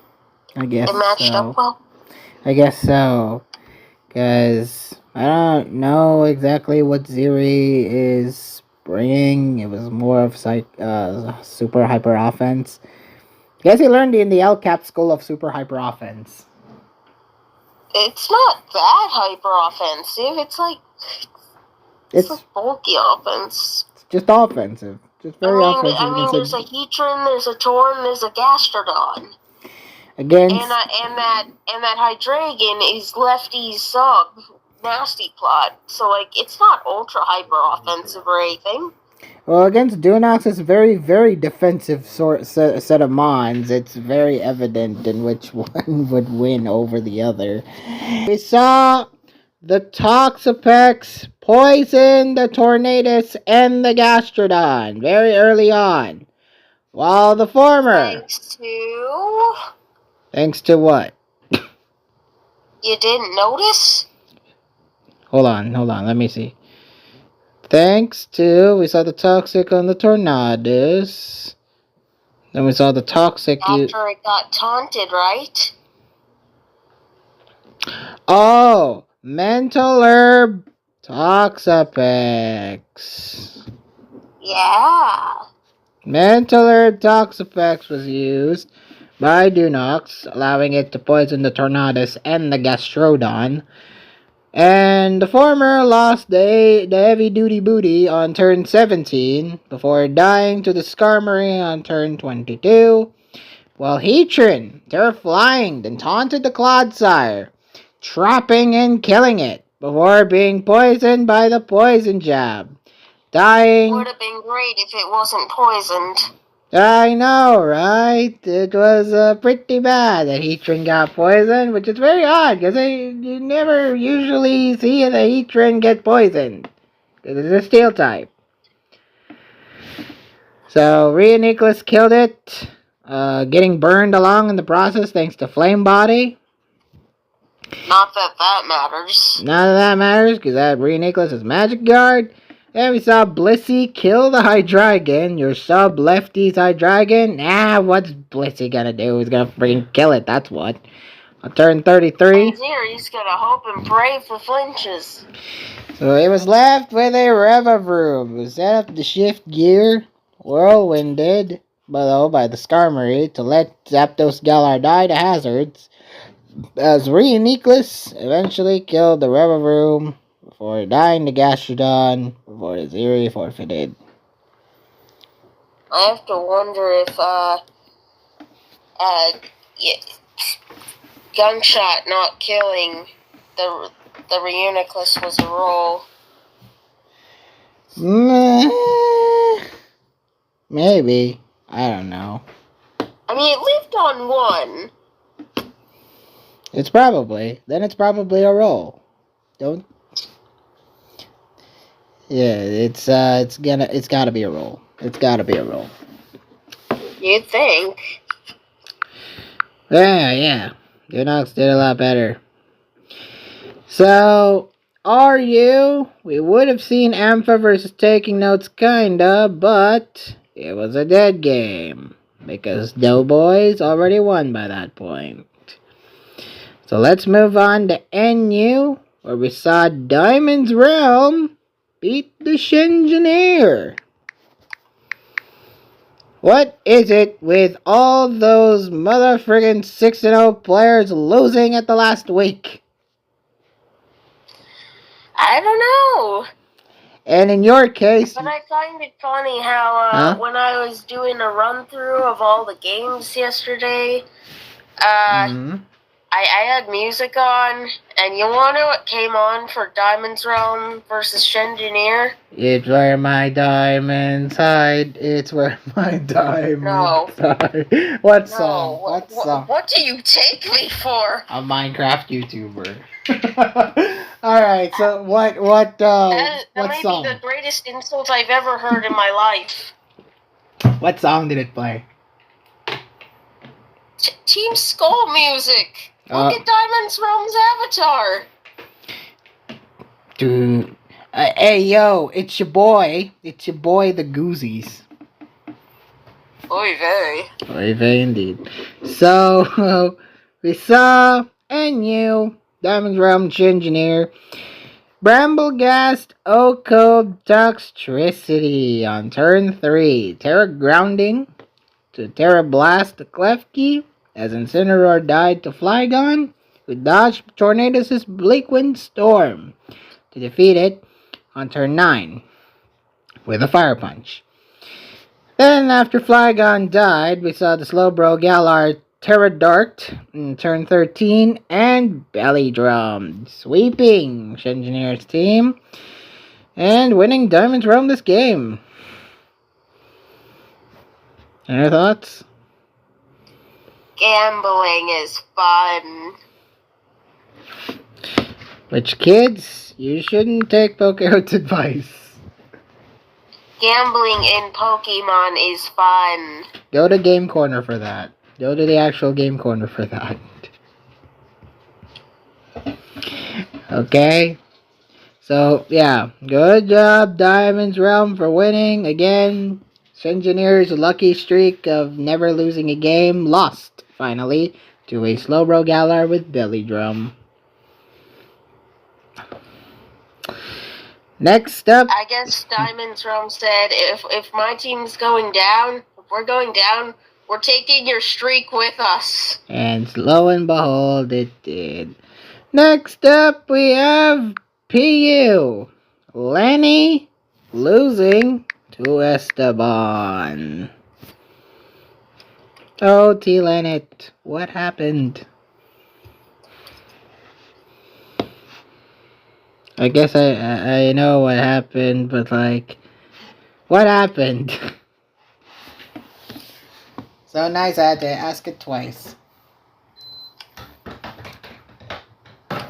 Okay, so starting off here, we saw the Braviary Hisui defeat the Milotic, as Avila Hisui defeated the Decidueye on turn 7, before dying to Typhlosion Hisui, who burned Quillfish and killed it right after on turn 10.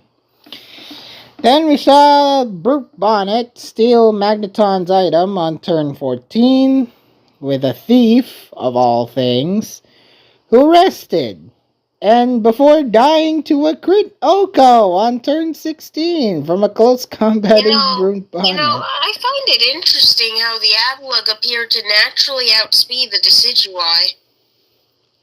I don't know. Well, Decidueye are slow.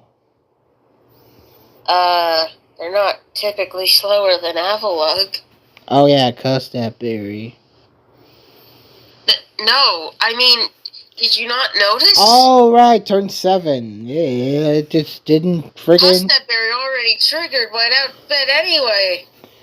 I wonder what he was using. Well, clearly that Avalug had speed in it. Maybe it was even max speed, since I guess it was a suicide lead. Probably, fair enough. But yeah, after Brute Bonnet defeated the Magneton with the crit Oko, we saw the Bombardier kill it in I return. doubt the crit mattered. Yeah, me too. Then we saw the Terra Grass Tauros. Just Terra-ing on turn 18, defeating Bruxish via Trailblaze, and then killing the Bombardier before Lenny eventually forfeited. And Esteban won. Any other thoughts? Not really. It was very clean, and Esteban won. Yes. Next up was Elsie. Teemo versus Greedy. I think this one you had complaints on with Greedy's play. I don't know. Or maybe that was last week. Well, I mean, it wouldn't surprise me either way. Hey, Elsie! Here we go. We saw the Magnemite set up the Reflect. Before it got spored on turn 7, as Glimmet grounded to defeat Glimmet on turn 15, enduring against Vullaby to beat it with Air Slash. Did you think the Glimmet Terra grounded to defeat the Glimmet? You must have misheard me. It was the Vullaby who Terra grounded to beat the Glimmet. No, I'm pretty sure you said the Glimmet Terra grounded to beat the Glimmet. Well, it was the Vullaby. Pretty sure that's just... Yes. The Vullaby. I know it's the Vullaby, but I don't think that's what you said. It was the Vullaby. However, it endured against the own Vullaby to beat it with Air Slash before dying to the Diglett Alola. And then Sucker Punch. The Sucker Punch. Then Greedy lost the Fungus Wars, which is like the second or the third time in a row that he's lost the Fungus Wars. Who's even keeping track? I have no idea. That's just a number. I made it up in my head, but like, I feel like Greedy has lost more. I made it the frick up. Sources I made it the F up. But yeah, I think Greedy has lost more Fungus Wars than I would like to count. So, me and Fu set up Swords Dance. You can only lose so many Fungus Wars in the course of 7 weeks. Not 7 weeks. You don't play every week. 5 weeks.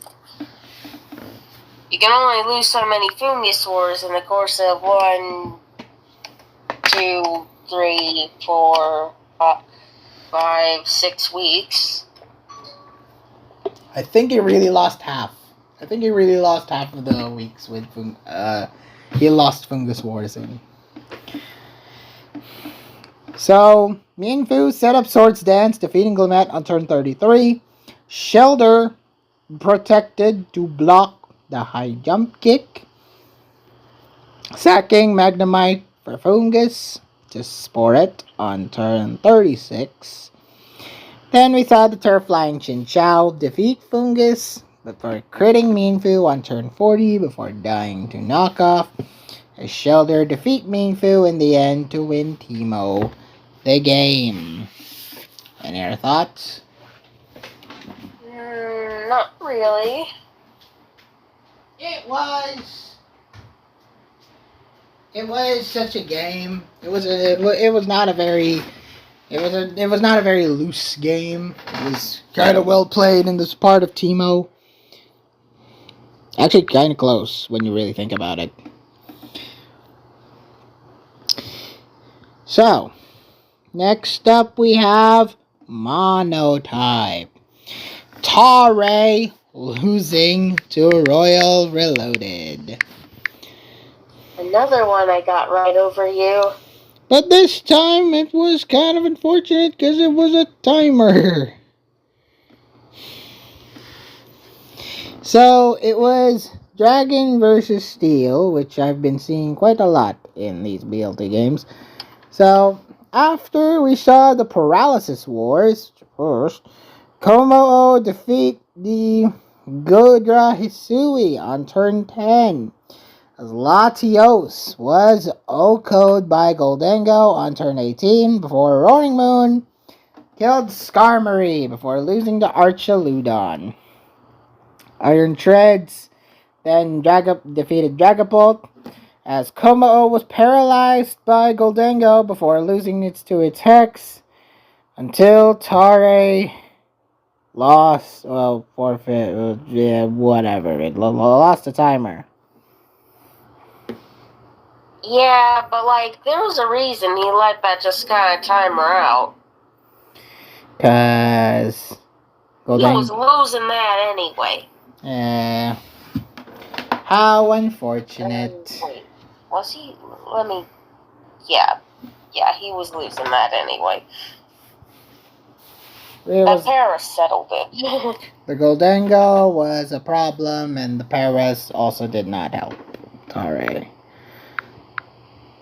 Alright, next up we have doubles.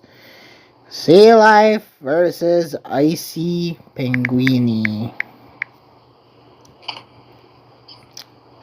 This one was a weird game because it had weird teams.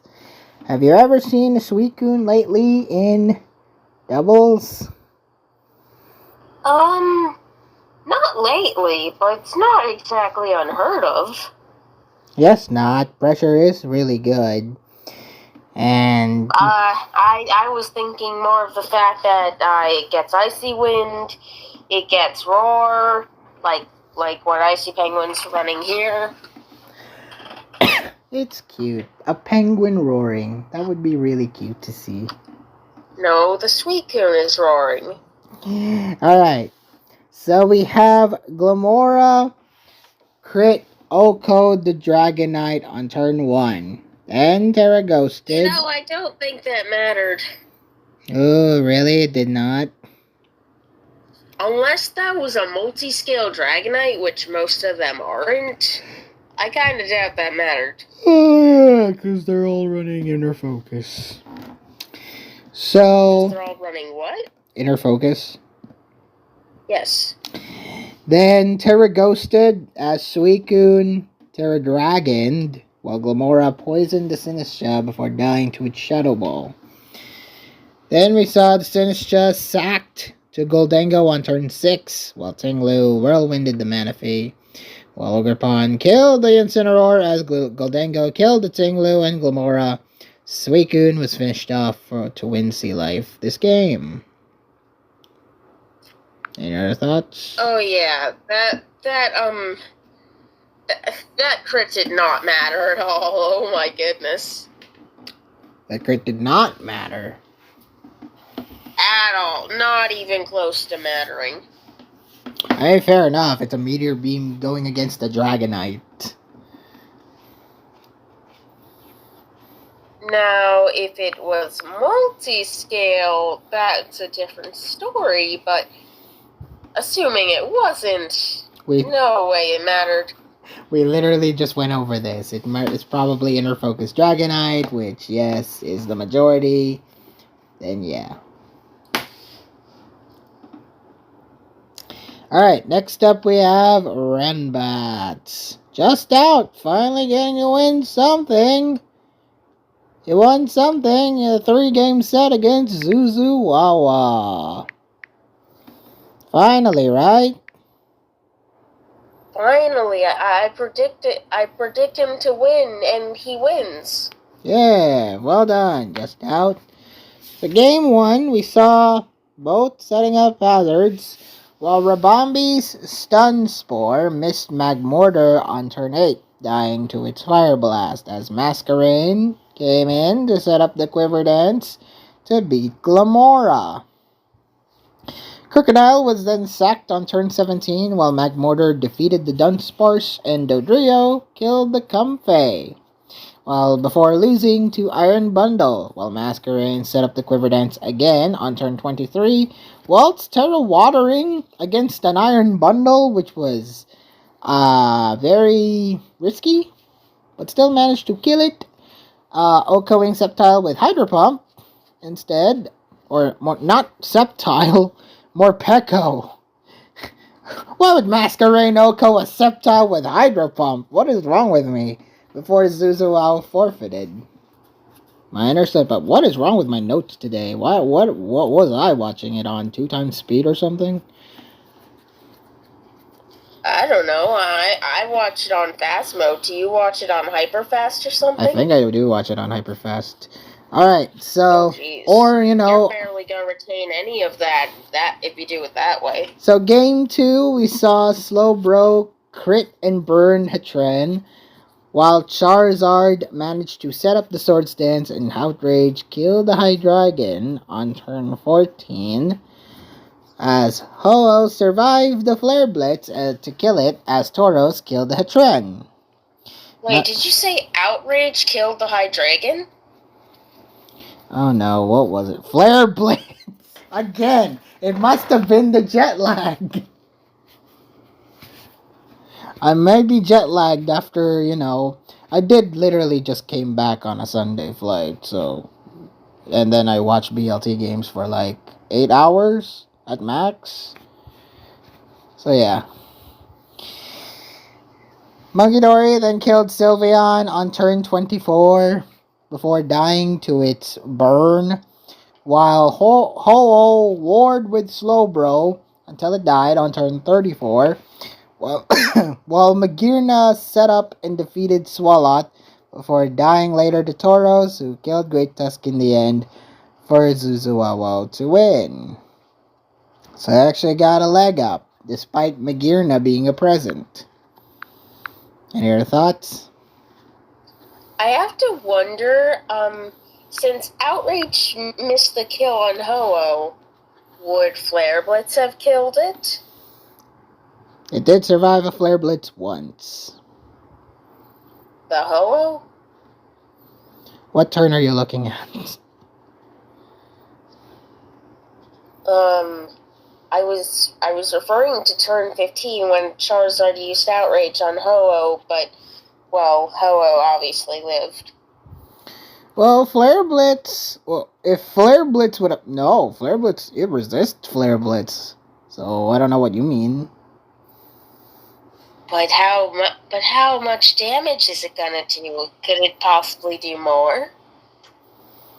I don't know. Probably not, because it's a resisted move. Well, it's a move that does the same amount in terms of BP as Outrage. It resists, but it's also boosted by Blaze and Stab. Blaze, okay, yeah. That probably counterbalances it, but I think they would do the same. If you could factor in Blaze, then sure, it would probably do the same. It might even do more, though. Do you want to calc that for factual proof? Sure. Flare Blitz is more? How much? Well, let's see. For Outrage is... The range for Outrage is 62.6 to 73.8. The range for Flare Blitz with Blaze activated is 70.1 to 82.8. Oh my god, it did significantly more. Not that it would have killed, but it would have done more. Probably more reasons for the Ho to switch out and keep using Regen. No. Or just sack it for later, I don't know. No, I don't know what you're referring to.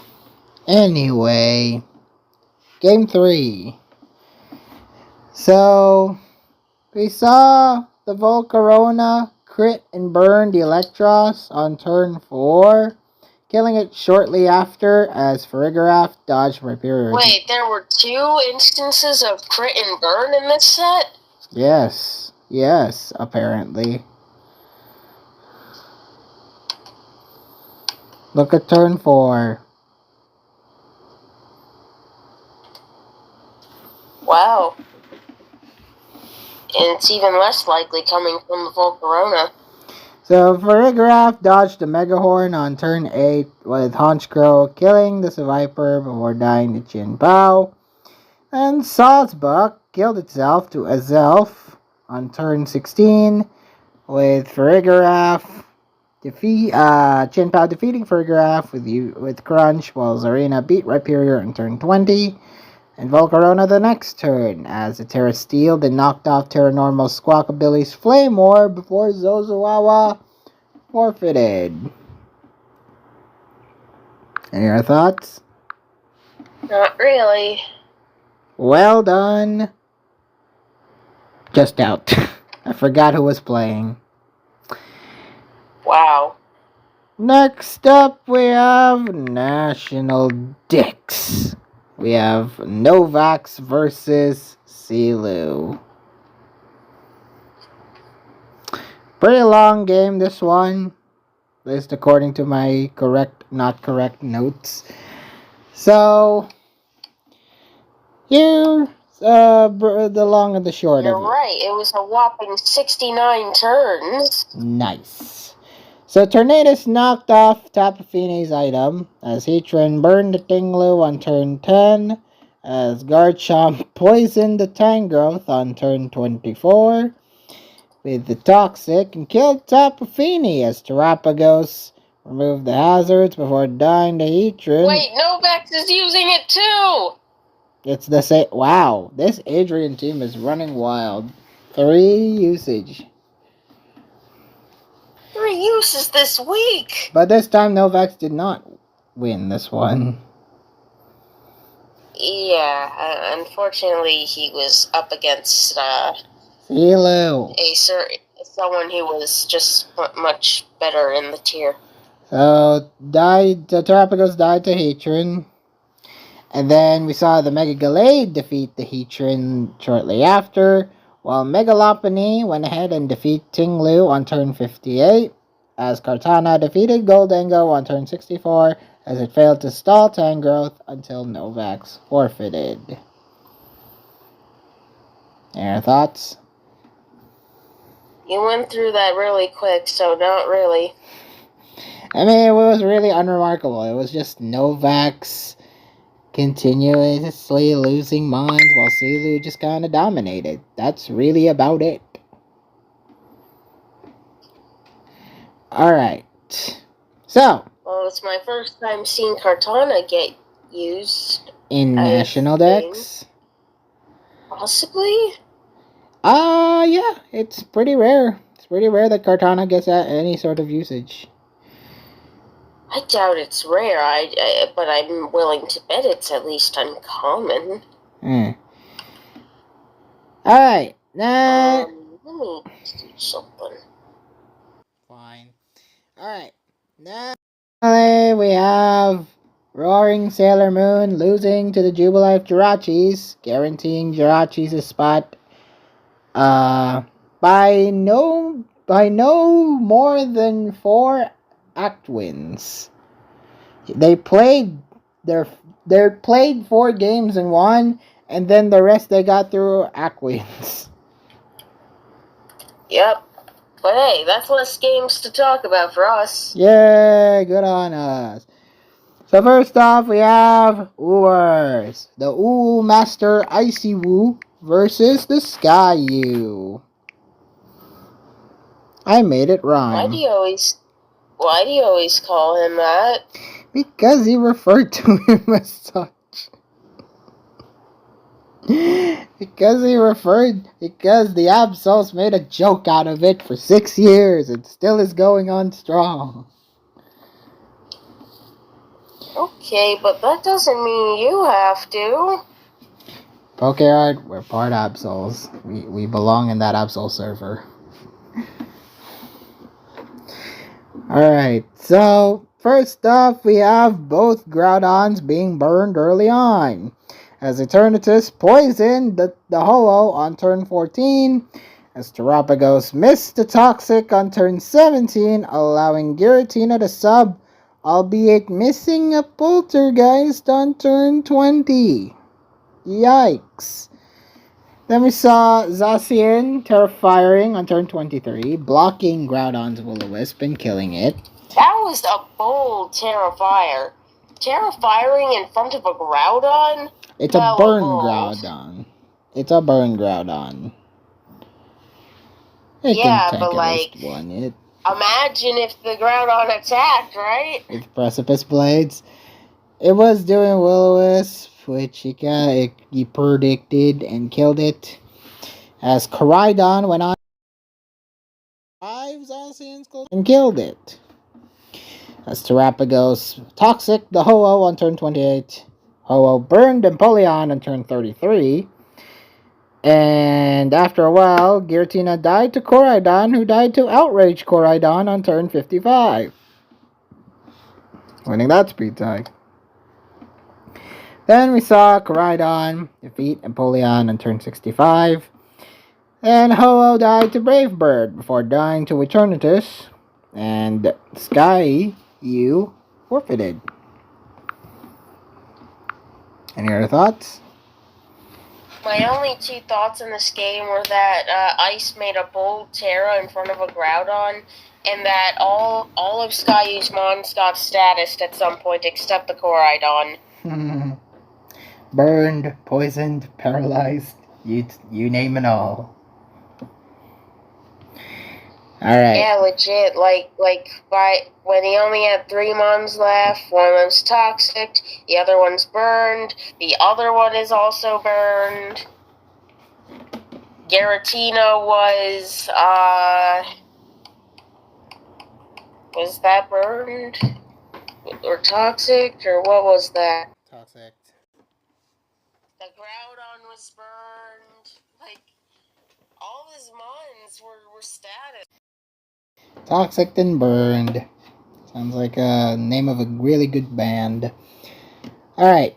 And Ice just did really well catching his Mons and statusing them. Did you say Ice Facade?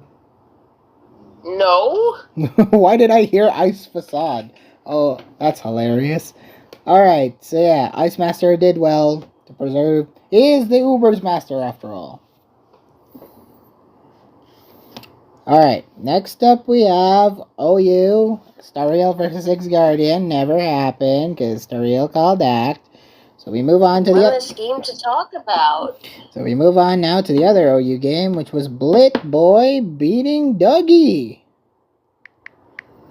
Oh dear, Doug Trio is broken? Actually is broken? What world? Well, by the meaning of what he means by that name, I'd say no. I don't know. Well, we start off with a burn, of course, as Dragapult burned the Tinglu on turn 3, nearly dying to Ogerpon's Ivy Cudgel on turn 8, sacking it to rocks, as Dugtrio's Great Tusk died to Rocky Helmet Great Tusk on turn 19. I like the Dragapult's name, Dugtrio's Dragapult. I like its name. Randall Bog. You get it, don't you? I went on the Monsters Inc. ride at Disneyland. It was fun. So, Ogerpon defeated the Tinglu as Dragapult burned the Slowking Galar, who died to Great Tusk on turn 26. As King Gambit Terra-Fairied, while Great Tusk died to Future Sight, as King Gambit came back in to crit kill Corviknight on turn 34. Ouchie. What a crit kill. And it was full iron defense too.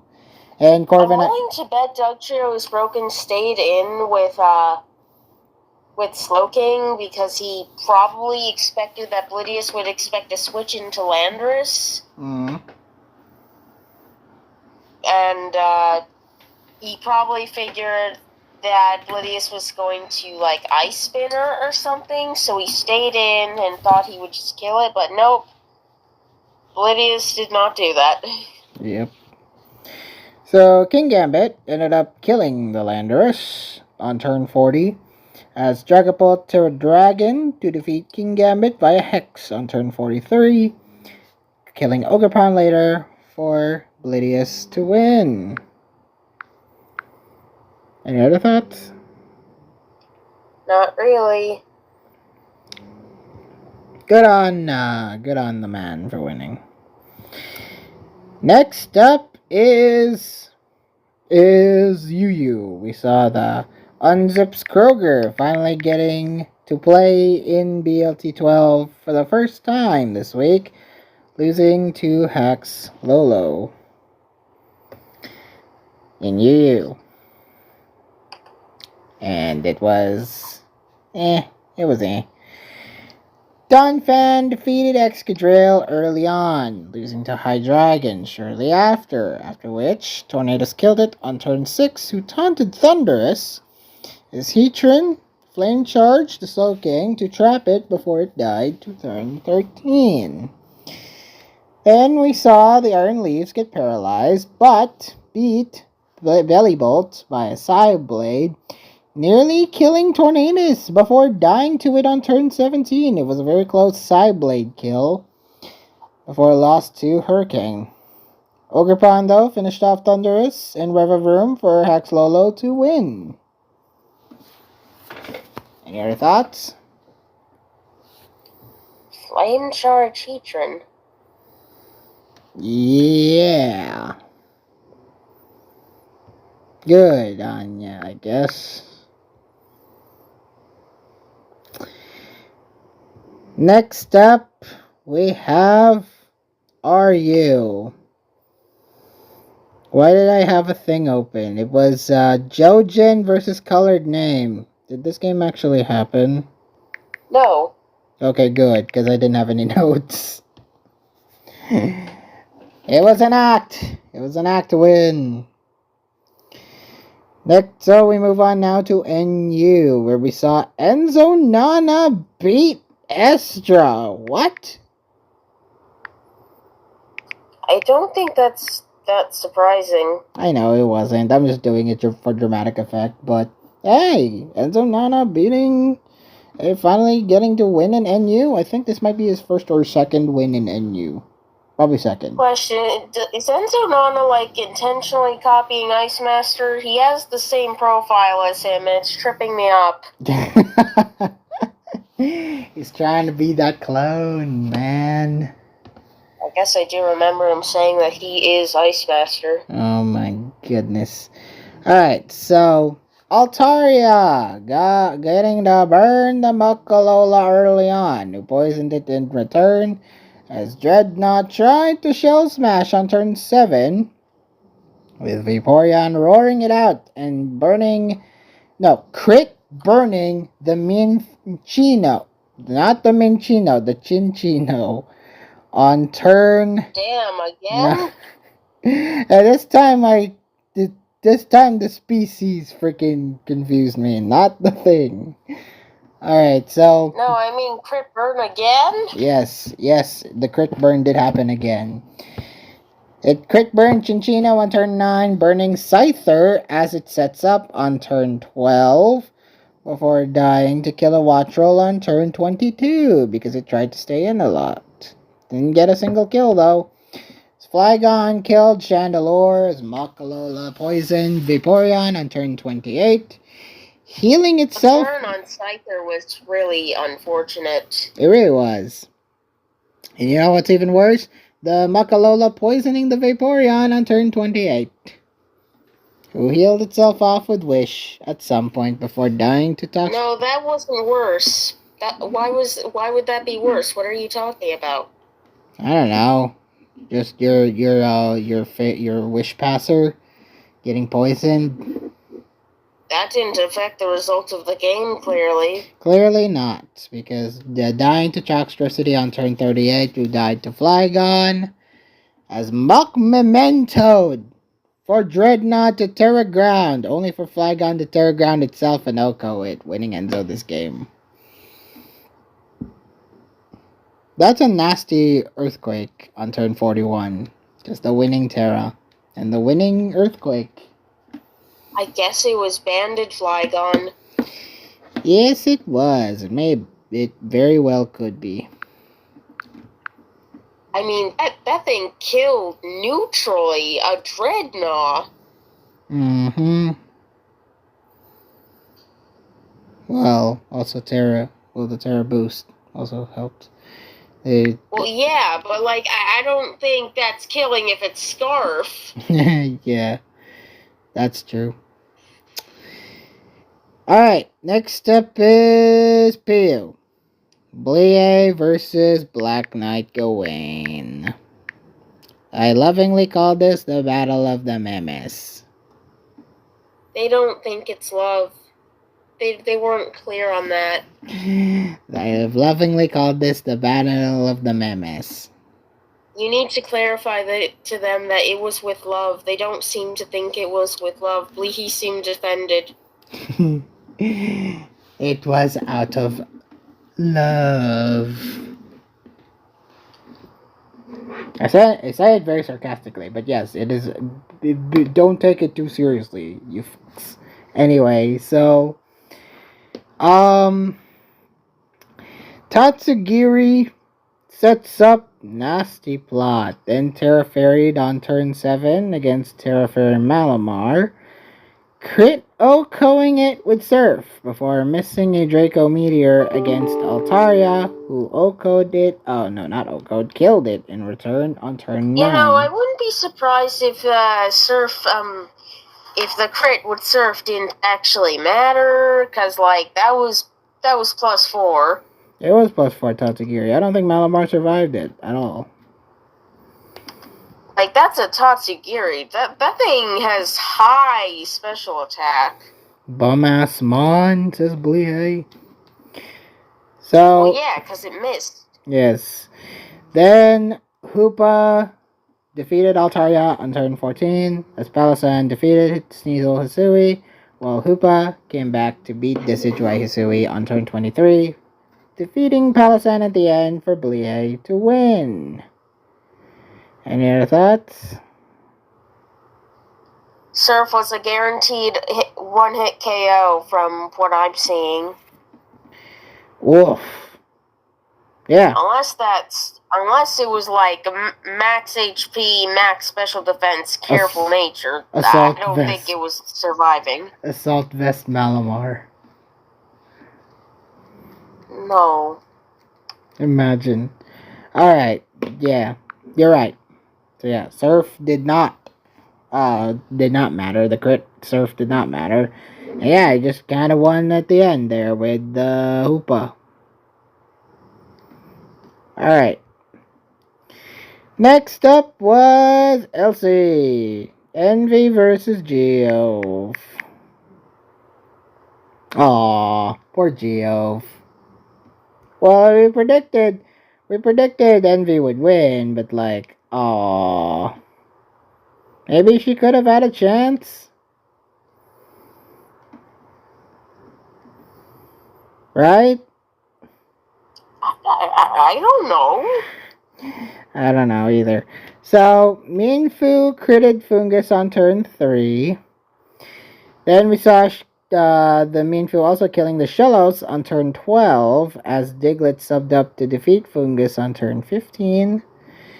Then Shelter set up the Shell Smash, and after killing Diglett, Terra rocked to beat the Sandshrew Alola. Then beat Terra Water Minfu on turn 20, finishing off Fungus for Envy to win via Shell Smash Shelter. I have to wonder, why did you Rock Blast the Shelter? I don't know. Did Earthquake not do more? I don't know. Maybe she wanted to break the Focus Sash out of the Shelter? I don't know. That's not Focus Sash. Oh yeah, the that's sash Evia. is already broken. Oh There's yeah. rocks up. Oh yeah. I guess they were, I don't know, scared of getting earthquake. I guess. Also, carry sucker punch on your Diglets, please. Well, I think clearly that didn't have sucker punch. Yeah, I know. Please carry sucker punch on your Diglets against your shoulders. That's the only way that could break it. Okay, I see. I see why she rock blasted now. What? So Earthquake can do 45 to 60. Rock Blast with 3 hits can also do 45 to 60. Basically, she was aiming to get more than 3 hits. Oh. Which makes sense. That makes sense. So it does 15% at an estimate per hit. Yes. Alright. I guess it can do more sometimes. Alright. 15 to 20% estimate. Alright. Next up is Monotype. Twinkie versus XII. And Twink won. Oh wow. If Rock Blast hit 5 times, there was like, wow, possibly a chance to even kill? It makes sense. It makes sense. Alright, next up we have Monotype. Twinkie versus Jack Guzzler. Water versus flying. Okay, so Milotic burned Corviknight as Gliscor missed Toxic, while Swampert crit the Landorus on turn 6 before killing it, with Milotic killing it, while Greninja flinched Articuno via Rock Slide on turn 8. Greninja carrying Rock Slide is pretty hilarious. Before Swampert got poisoned by Gliscor. Then Corviknight was sacked, Swampert got to set up rocks, and killed Articuno via flip turn, while Primarina defeat Tornadus before Jack forfeited. Any other thoughts? Poor Jack. It was the Rock Slide. Rock Slide Greninja already effed him up, and then it just got worse and worse for him. I doubt the result would have changed even if he didn't get unlucky at multiple points, but still sucks. Yeah, Twink may still win. Alright, next up we have Double Zoyo, which didn't happen. So Eevee got the win there over Churchback Gyurem. So next up we have Ranbat. It's actually the last match that we're going to talk about before tie breaks happened. The Randamadas defeat... What? Los Konoshitos defeat the Madas. I think... There's multiple of them? Yes. They're the Finidroids and the Furbots. I thought it was Phineas droids and Furbots. Finidroids and Furbots. Did you not listen to the song? I don't know. I haven't watched that episode in a while. Well, listen to the song then. It's on the playlist. Anyway, so... Game 1 of the Madas versus the Loscos. Basculin, not Basculegion, Basculin defeat Victory Bell on turn 5. As Terra-fighting Spectrier defeated Dialga Origin, while Yanmega defeated the Mandibuzz, while Gyarados suckered him up and set up the Dragon Dance and defeated Landos Therian on turn 19 before dying to Gumshoes. Yanmega then Terra Grounded to defeat Peturant to win Losco this game. Fairly short. Any other thoughts? Not really. Game 2 is even shorter, I'd argue, but it did not go Losco's way. So first off, we saw Chandelure dodge the Rampardos' Rock Slide attempt on turn 5 to defeat it with Energy Ball, as Porygon 2 defeated Lantern on turn 12, as Hypno defeated Fortress and Chandelure before dying to Espeon on turn 16. And we saw Espeon Psychic defeating Oinkologne by turn 18, and Annihilate after it defeated Porygon 2, leaving Terraflame Shaman to die to Electivire on turn 25, winning Mada this game. Any other thoughts? Not really. Why did he Terra his Shaman? Why didn't he get him loose to the Electivire?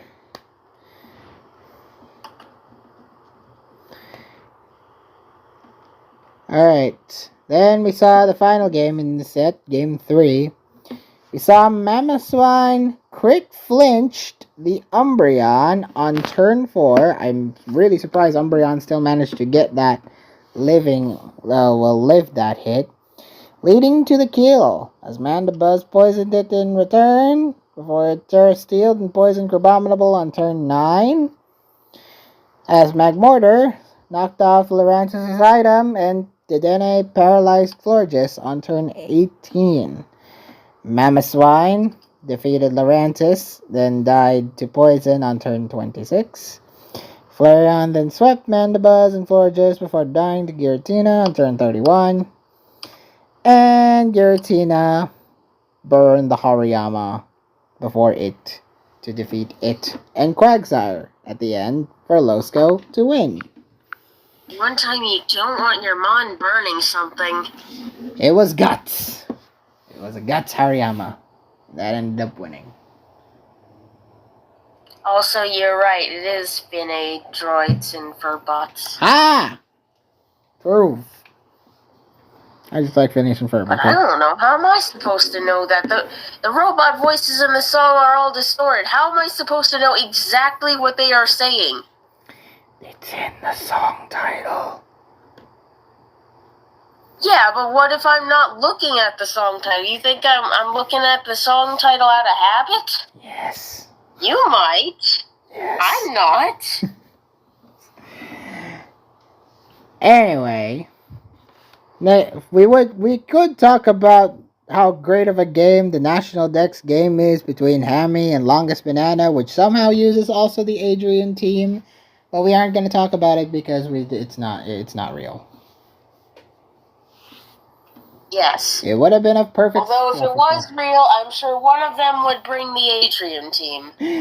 That team has become a meme in Week 7. For all 4 National Dex games. We could have seen all 4 of them. So, as it turns out, the Cinnabar Charizards losing and the Jubilife Jirachis winning forced them to go into Tiebreaker, which happened on a weekends.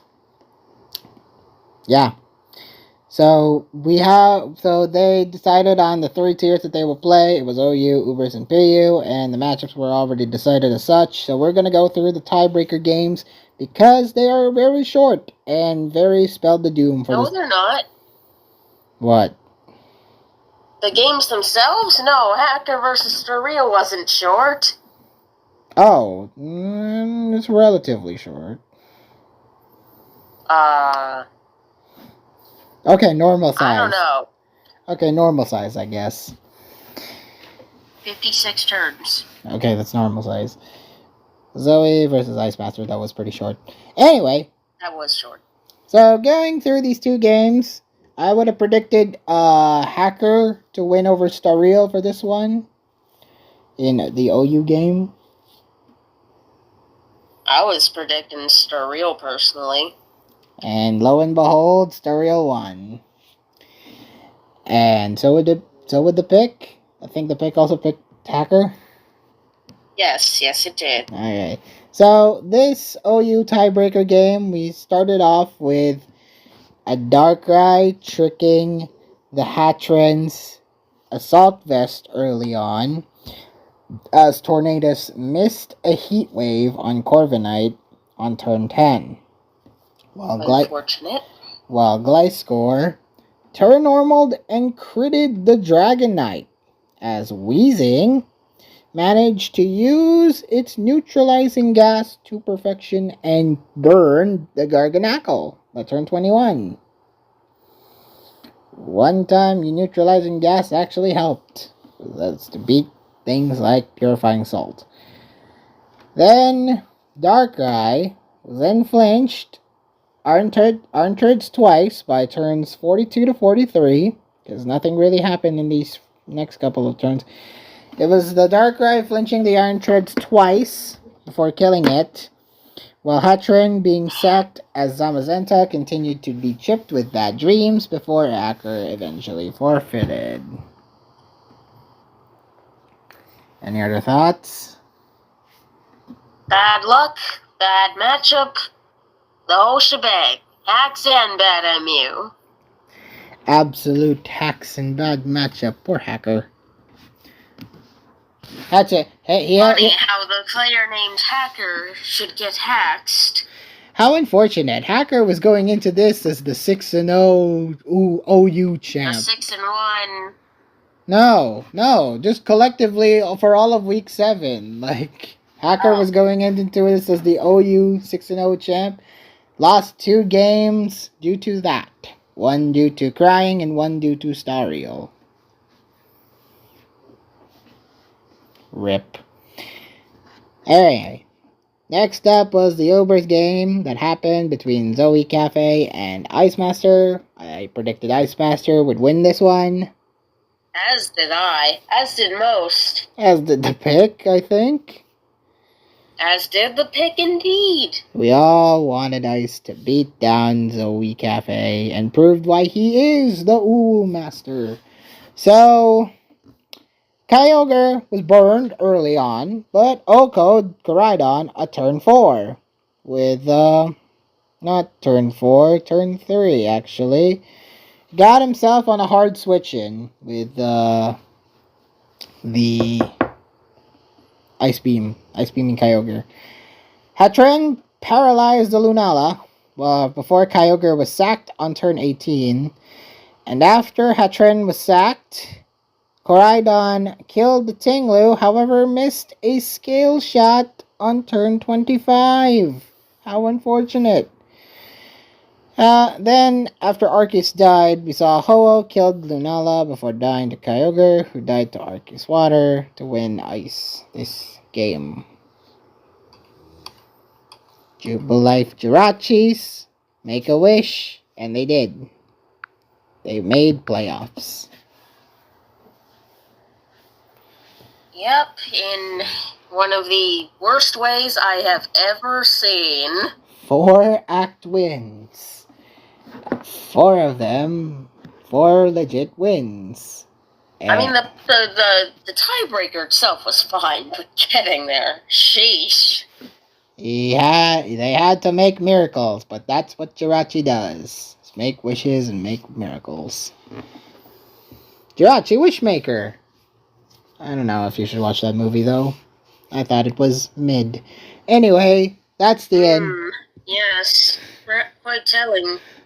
Anyway, that's the end of the regular season roundup.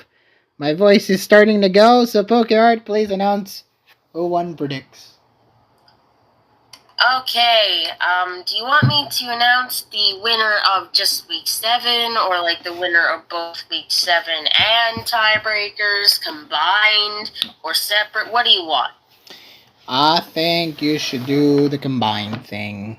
Just lump week 7 and the tiebreaker together.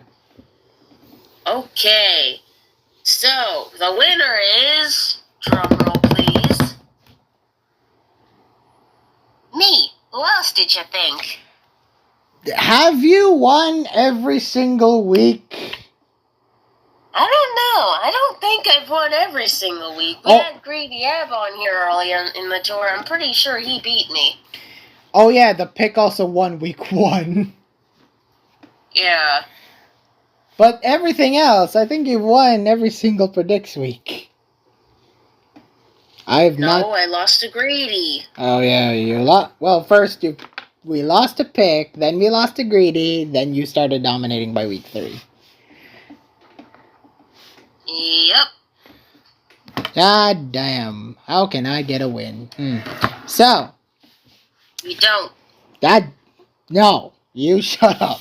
So that's the end. We would do the usual team roundup, the team collectiveness winning, but we aren't gonna do that because my voice is tired.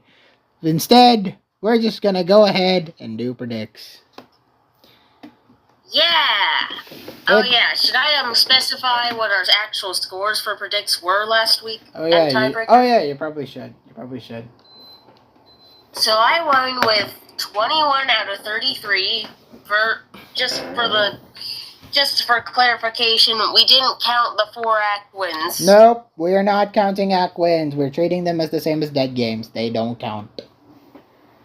We've counted them in the past, but usually it's not this egregious. Yeah, no. When it matters, this one, no.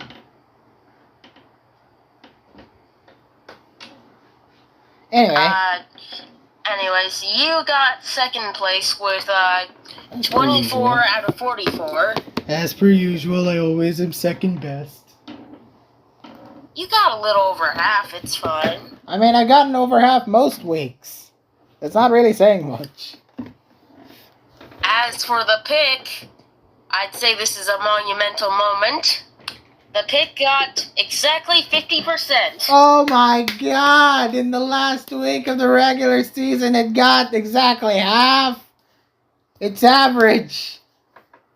Yeah, it got exactly half from week 7, and and even with the addition of Tiebreaker, it was still exactly half. Because it went 1 and 2. 50% all the way. What a stagnant line the pick reads.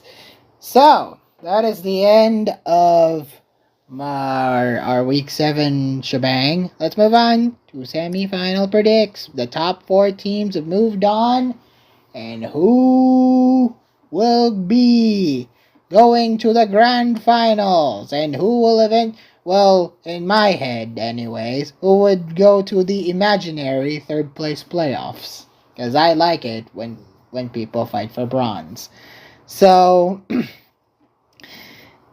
here we go. Semi-final matchups. And we already had 2 games played. And it didn't really go in your favor. Because why the hell not? Our team may be stupid. I'm sorry, but we may be stupid.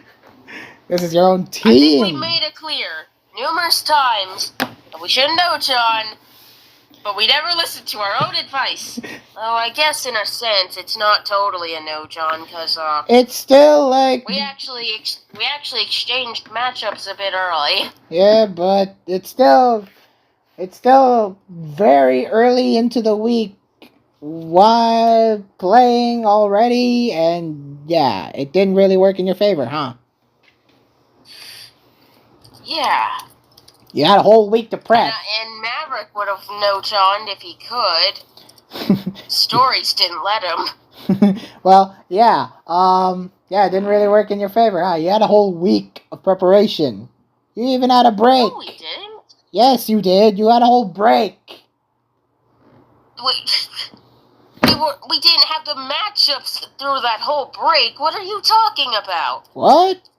I thought the Fido Boys and the Rufflets were already decided. Nikoi, they literally made lineup changes. Oh, the lineups. You were talking about lineups. Be clear, man.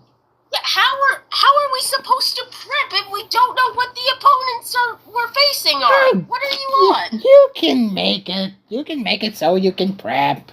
It's fine. No, we can't. How are we supposed to know that Esteban's playing RU this week or that Zeus Hawawa is in PU? Okay, that's kinda's in LC. How are we supposed to know any of that? Well, you kind of had to make preparations anyway. Well, let's move on now to the rest of your matches. The Resort City Rufflets versus the Pillsbury Fido Boys. First up, we had Skimmy the God versus Ainsgrad. And Ainsgrad won against Skimmy the God. Would I have picked the same? Honestly, I would have think the same. I would have picked Ainsgrad to win. Yeah, but that's kind of just what happens when Skimmy No Johns. Like we've literally revoked his No John rights. But did he listen? Did he listen? How many times have you got to teach this old man?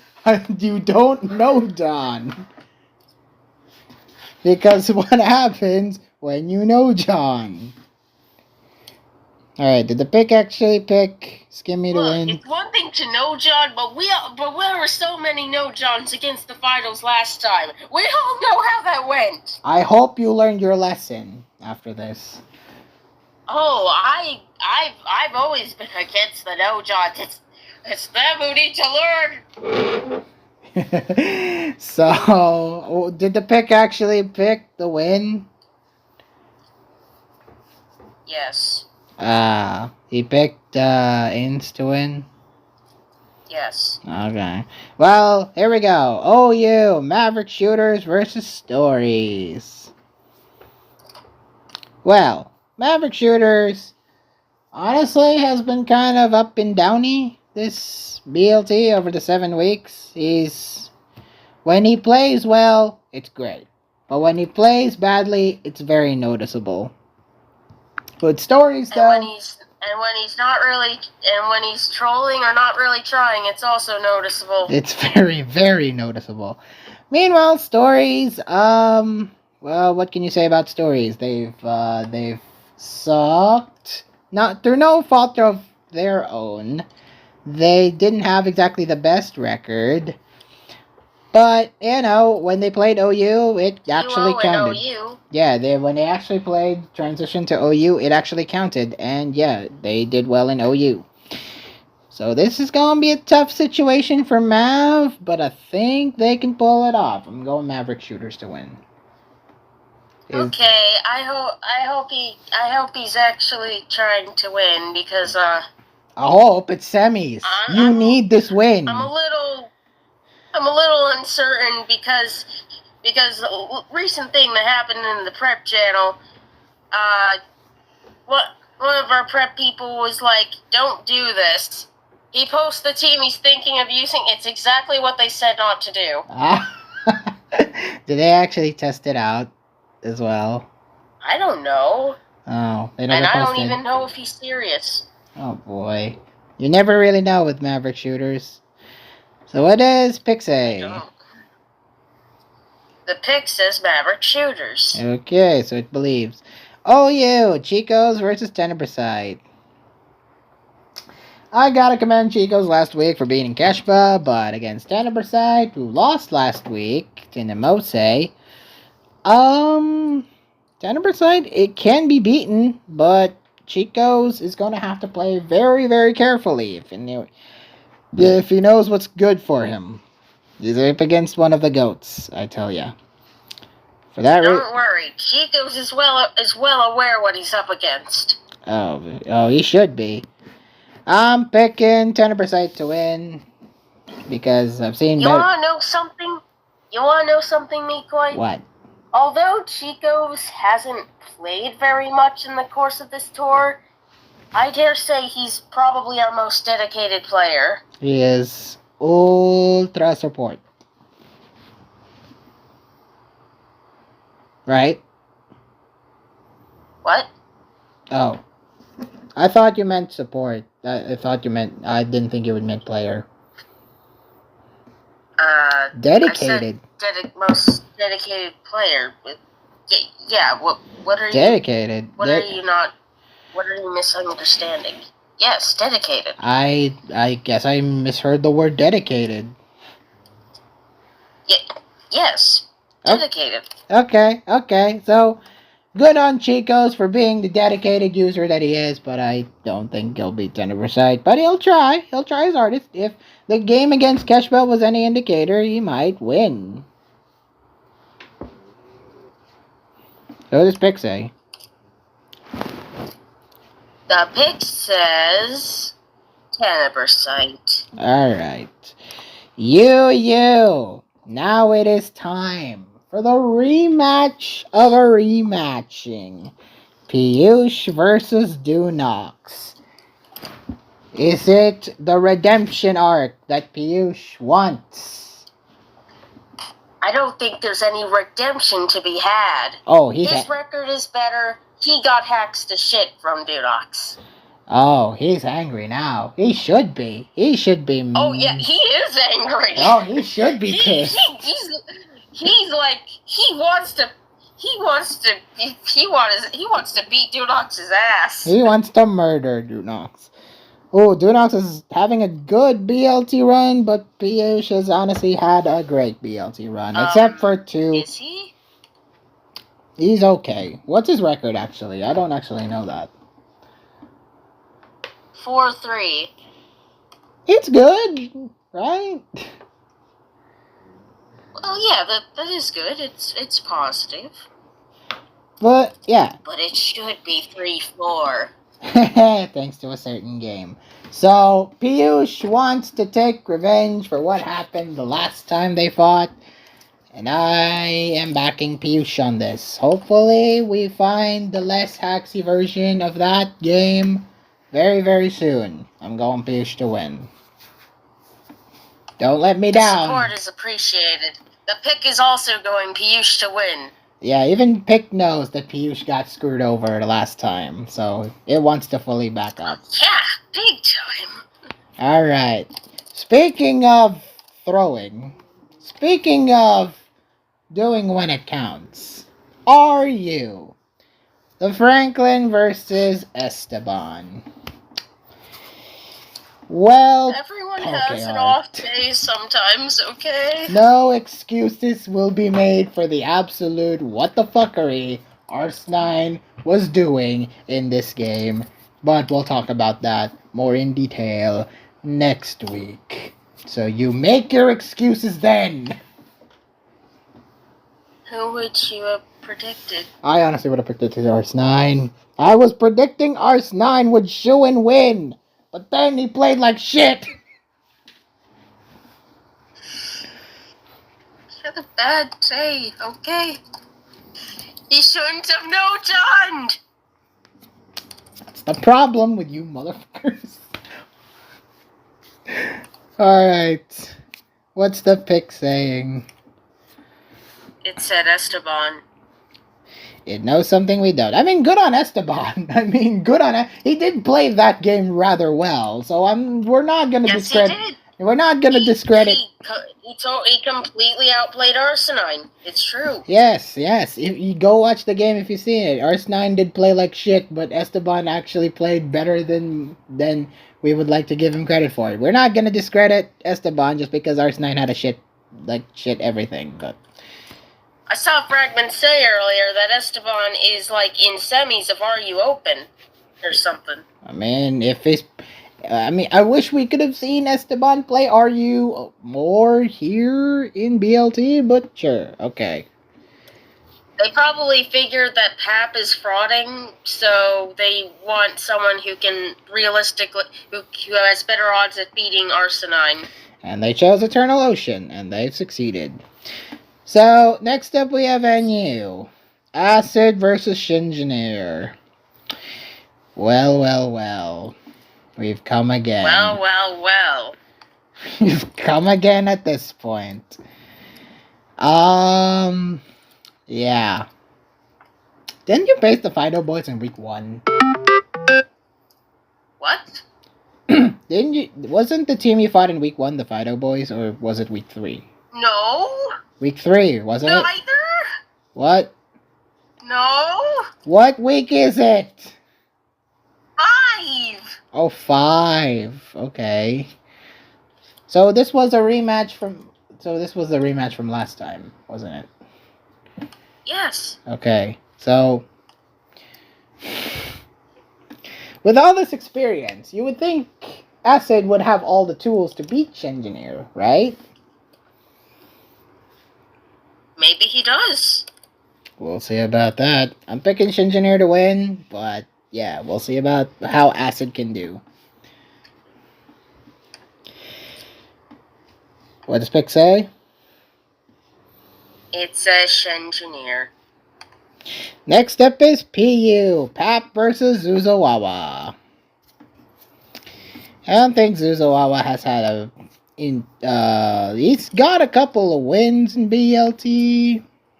But overall, it's been playing negative, but so is Pap. Yeah, but like, does Zuzawawa even play this tier? I think he has played it once. I have no idea when. Well, either way, he's probably getting support from Esteban. Oh, for sure. But I am gonna go with Pap.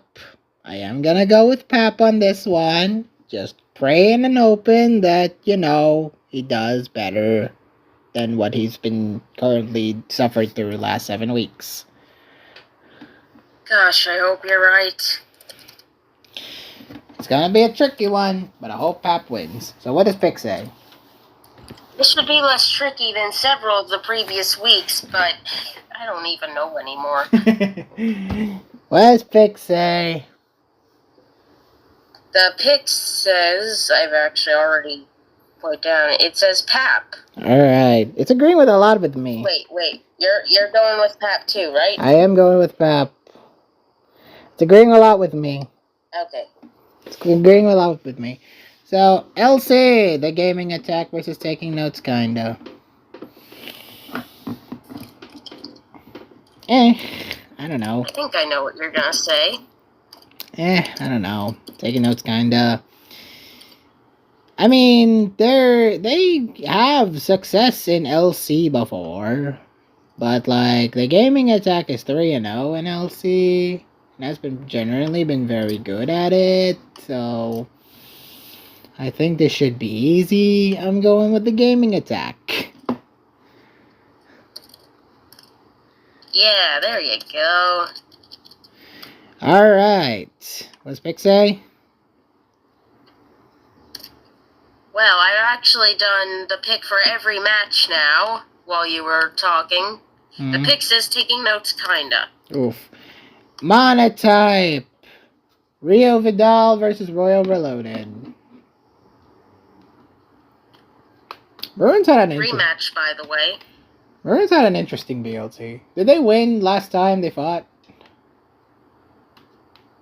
No, but it was lost to Hacks. Maroon's Azumarill got burned, and that was it. Oh, that's right. Yeah, I remember that game now. Well, yeah, Flame Body activated. Well, it was against the Moltres too. Yeah, I think Maroon. Yes. I think Maroon will get his win back.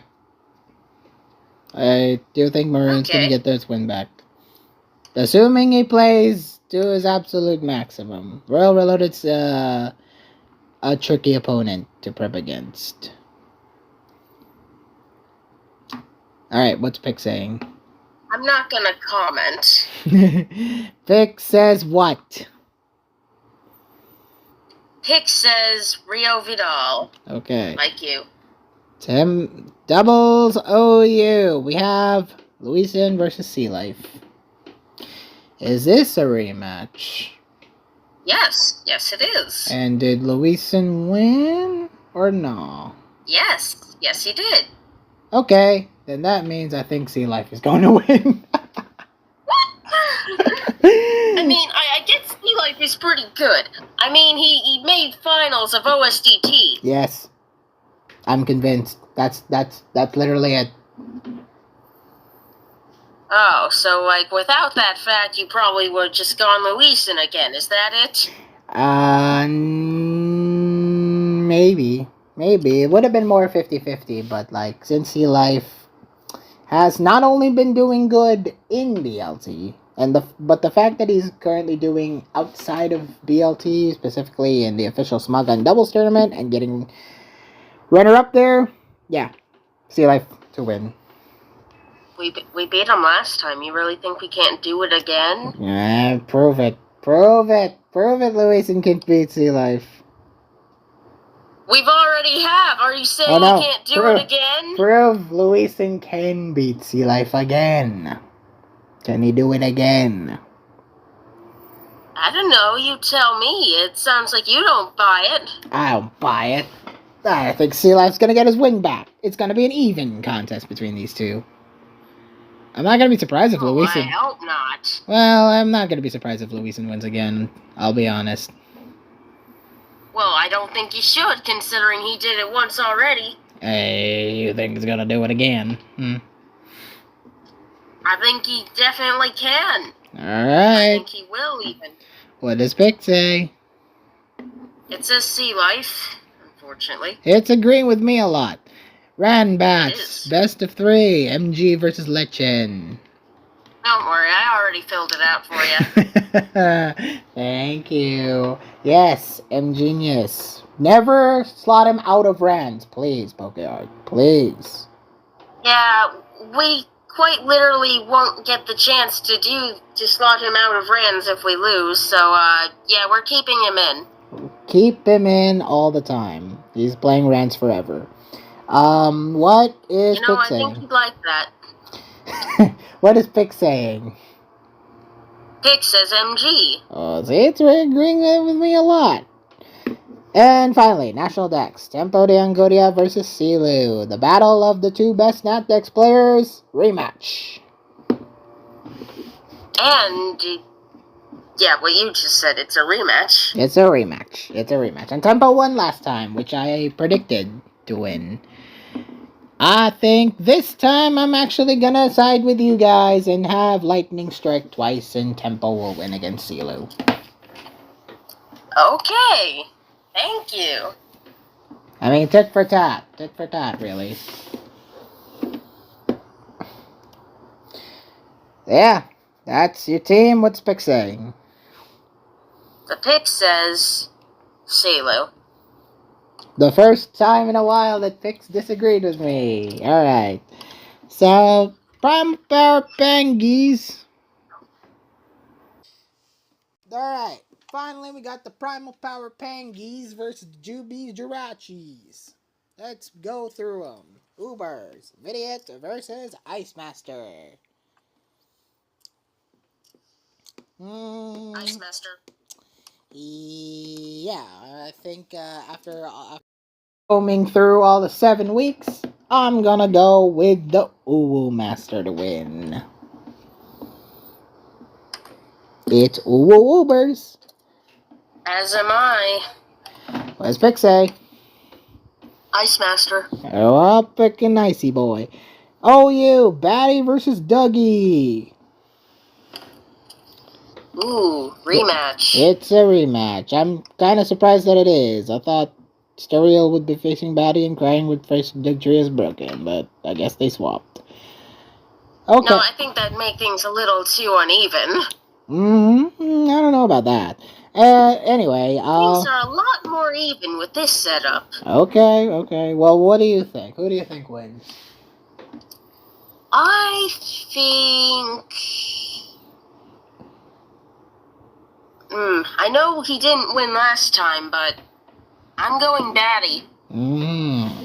Well, I am thinking... Well, Dugtrio was broken, has clearly had kind of a slump as of recently. But I think for the Jirachis, I think that slump is going to be pulling out. I think Dugtrio's broken wins. Okay. Does Pick agree? The pick does not agree with you.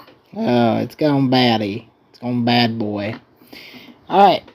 OU. Crying versus Surreal. I feel like we've seen this matchup, like, forever.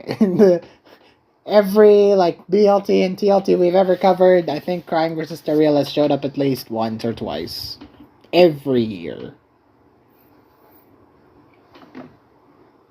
So what are we picking this time? Was this a match that happened previously? I have no idea. You check.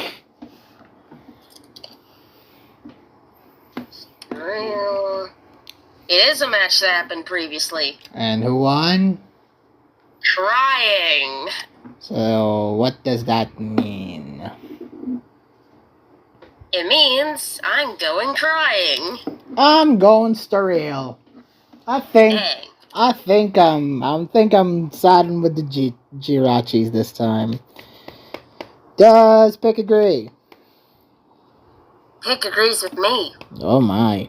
Yu 691 versus Hax Lolo. Well. I think I already know what you're picking. Well. Hax Lolo's been doing pretty good.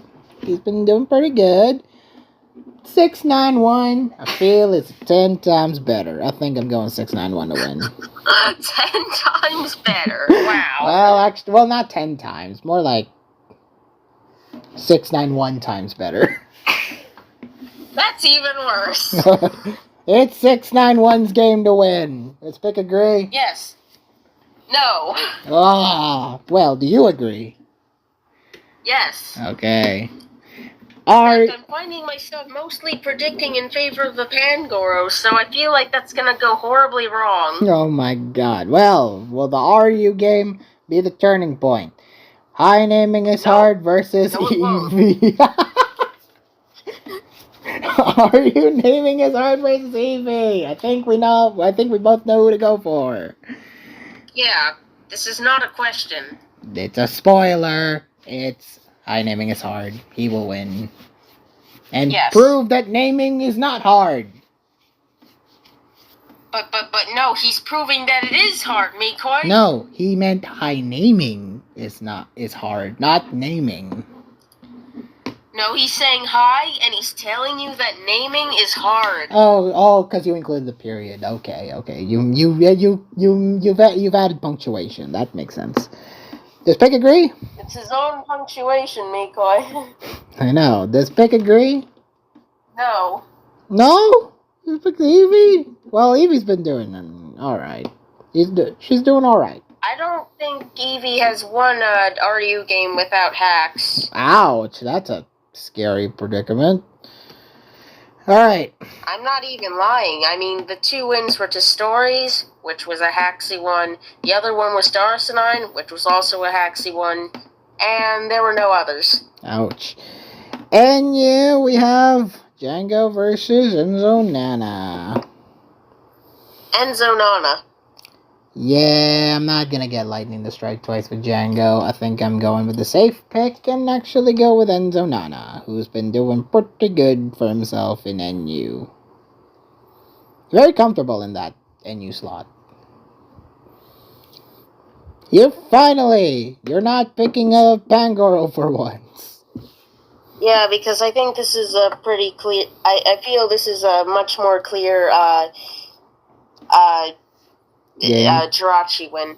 Okay, well, in fact, I think a lot of these matches could go either way, but that's one I feel is much more favored towards the Jirachis. Okay. Does Pick agree, though?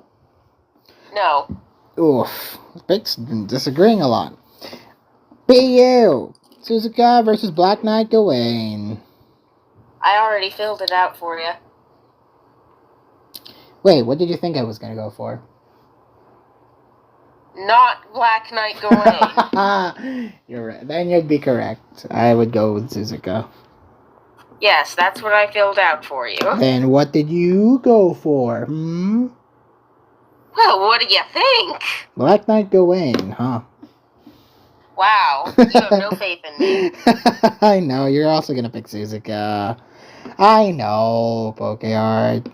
There's this moment where you just know. There you go.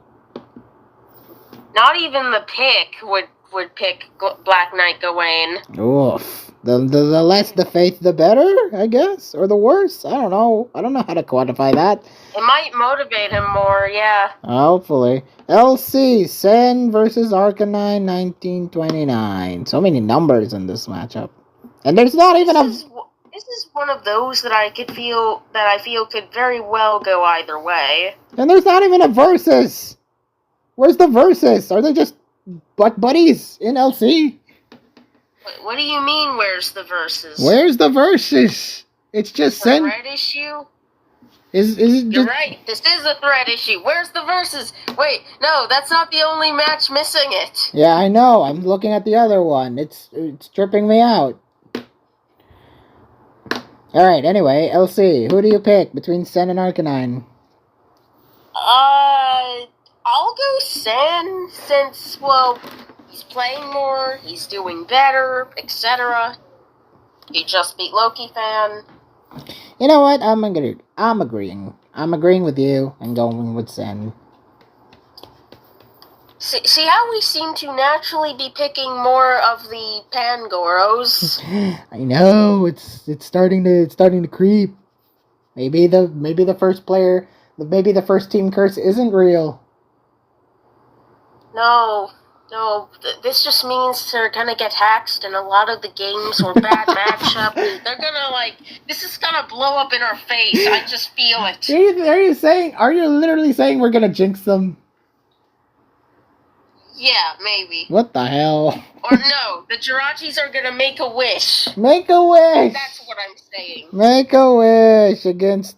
Well, actually, no. Pangoro's a dark type. It can beat Jirachi with ease. No, it's fine. Who's pick say? The pick says Sen as well. Alright. Monotype. Memphis Depay versus Jojen. Ooh. Is this even a question? I don't know. No, I think it could go either way. I think there is someone who is favored, of course, but I think it very well could be close. Geomancy can do in Monotype? I mean, Geomancy's a decent player overall. He is a pretty decent player. But I think this is just Memphis's game. Well, yeah, I'm going Memphis too, but it's not totally one-sided. I think Memphis has got it. I think he's got the smoke. Does Pick agree? Does Pick think he has the smoke? The pick does not agree. He doesn't. Well, doubles OU. 5'5" versus Servolt Mike. Please fix the versus again. This one I can agree on and being closer. This one is actually the closest one. This might decide it, along with the next one. Yeah, this one, yeah. Who won this last time? This is a rematch. I think 5'5" actually won this one. Servolt Mike won. Oh, this was 5'5's only loss. Then. Whoa. Oh my gosh. This is gonna be even closer than you think, PokeArt. This might decide it. This might decide who wins. Along with the other one. We'll talk about the next one. But for this one, it's very close. Who would win?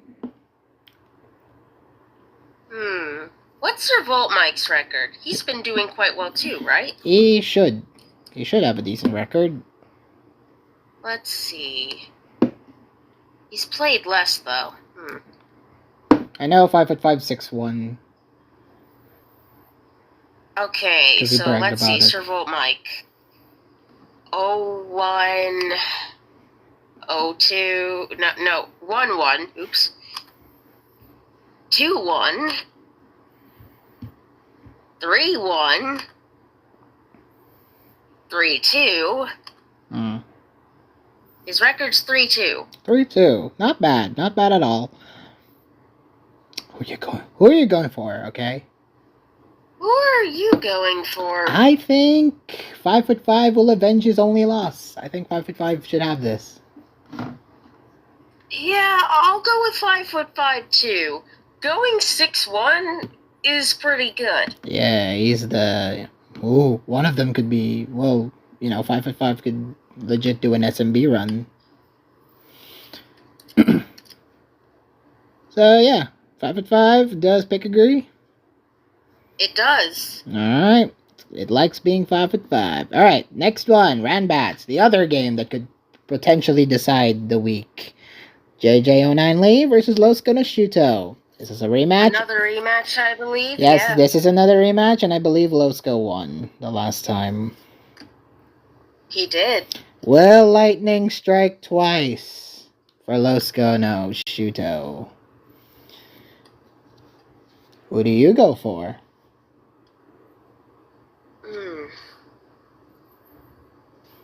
Yeah, this is difficult, because, I do think JJ's the better player, but... Yep. Lasco's got a better luck factor. Mm-hmm.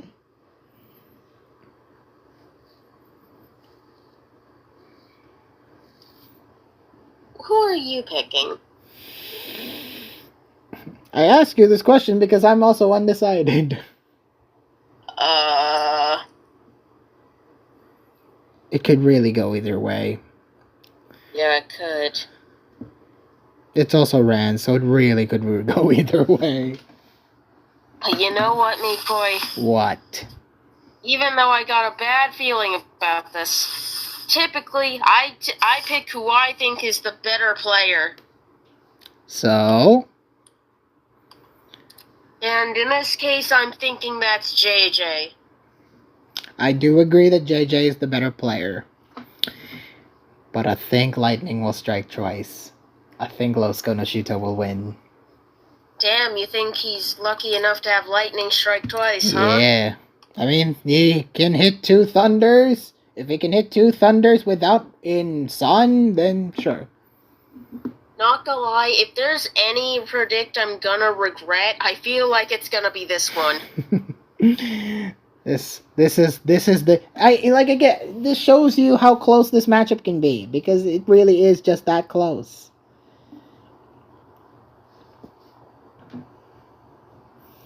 So who's picking? It's picking Losco.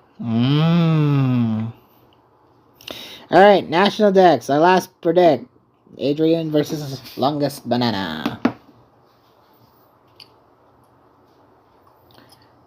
I think Adrian.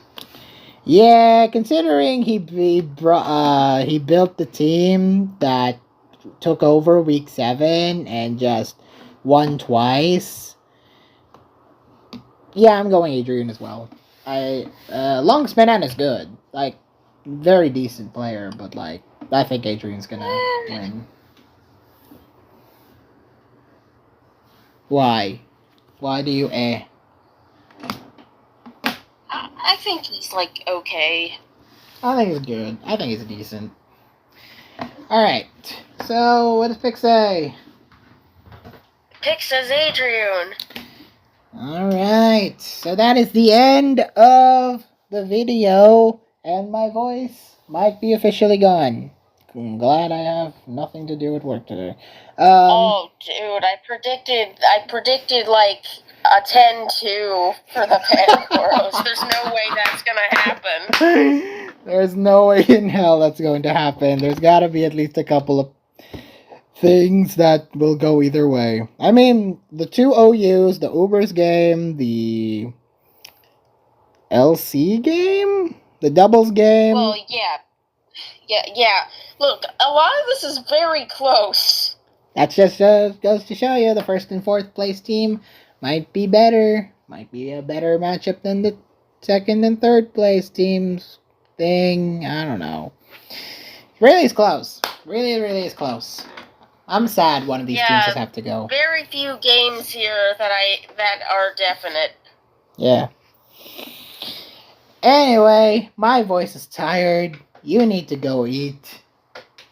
Thank you all so much for watching. Please like this video, leave a comment, subscribe, click that notification bell. You won't miss a video once it comes out. These videos will be now shorter. Hopefully, there's no tiebreaker to even elongate this. Because, good God, we need the break. Anyway, thank you guys so much for watching. This has been McCoy, signing out. Adios.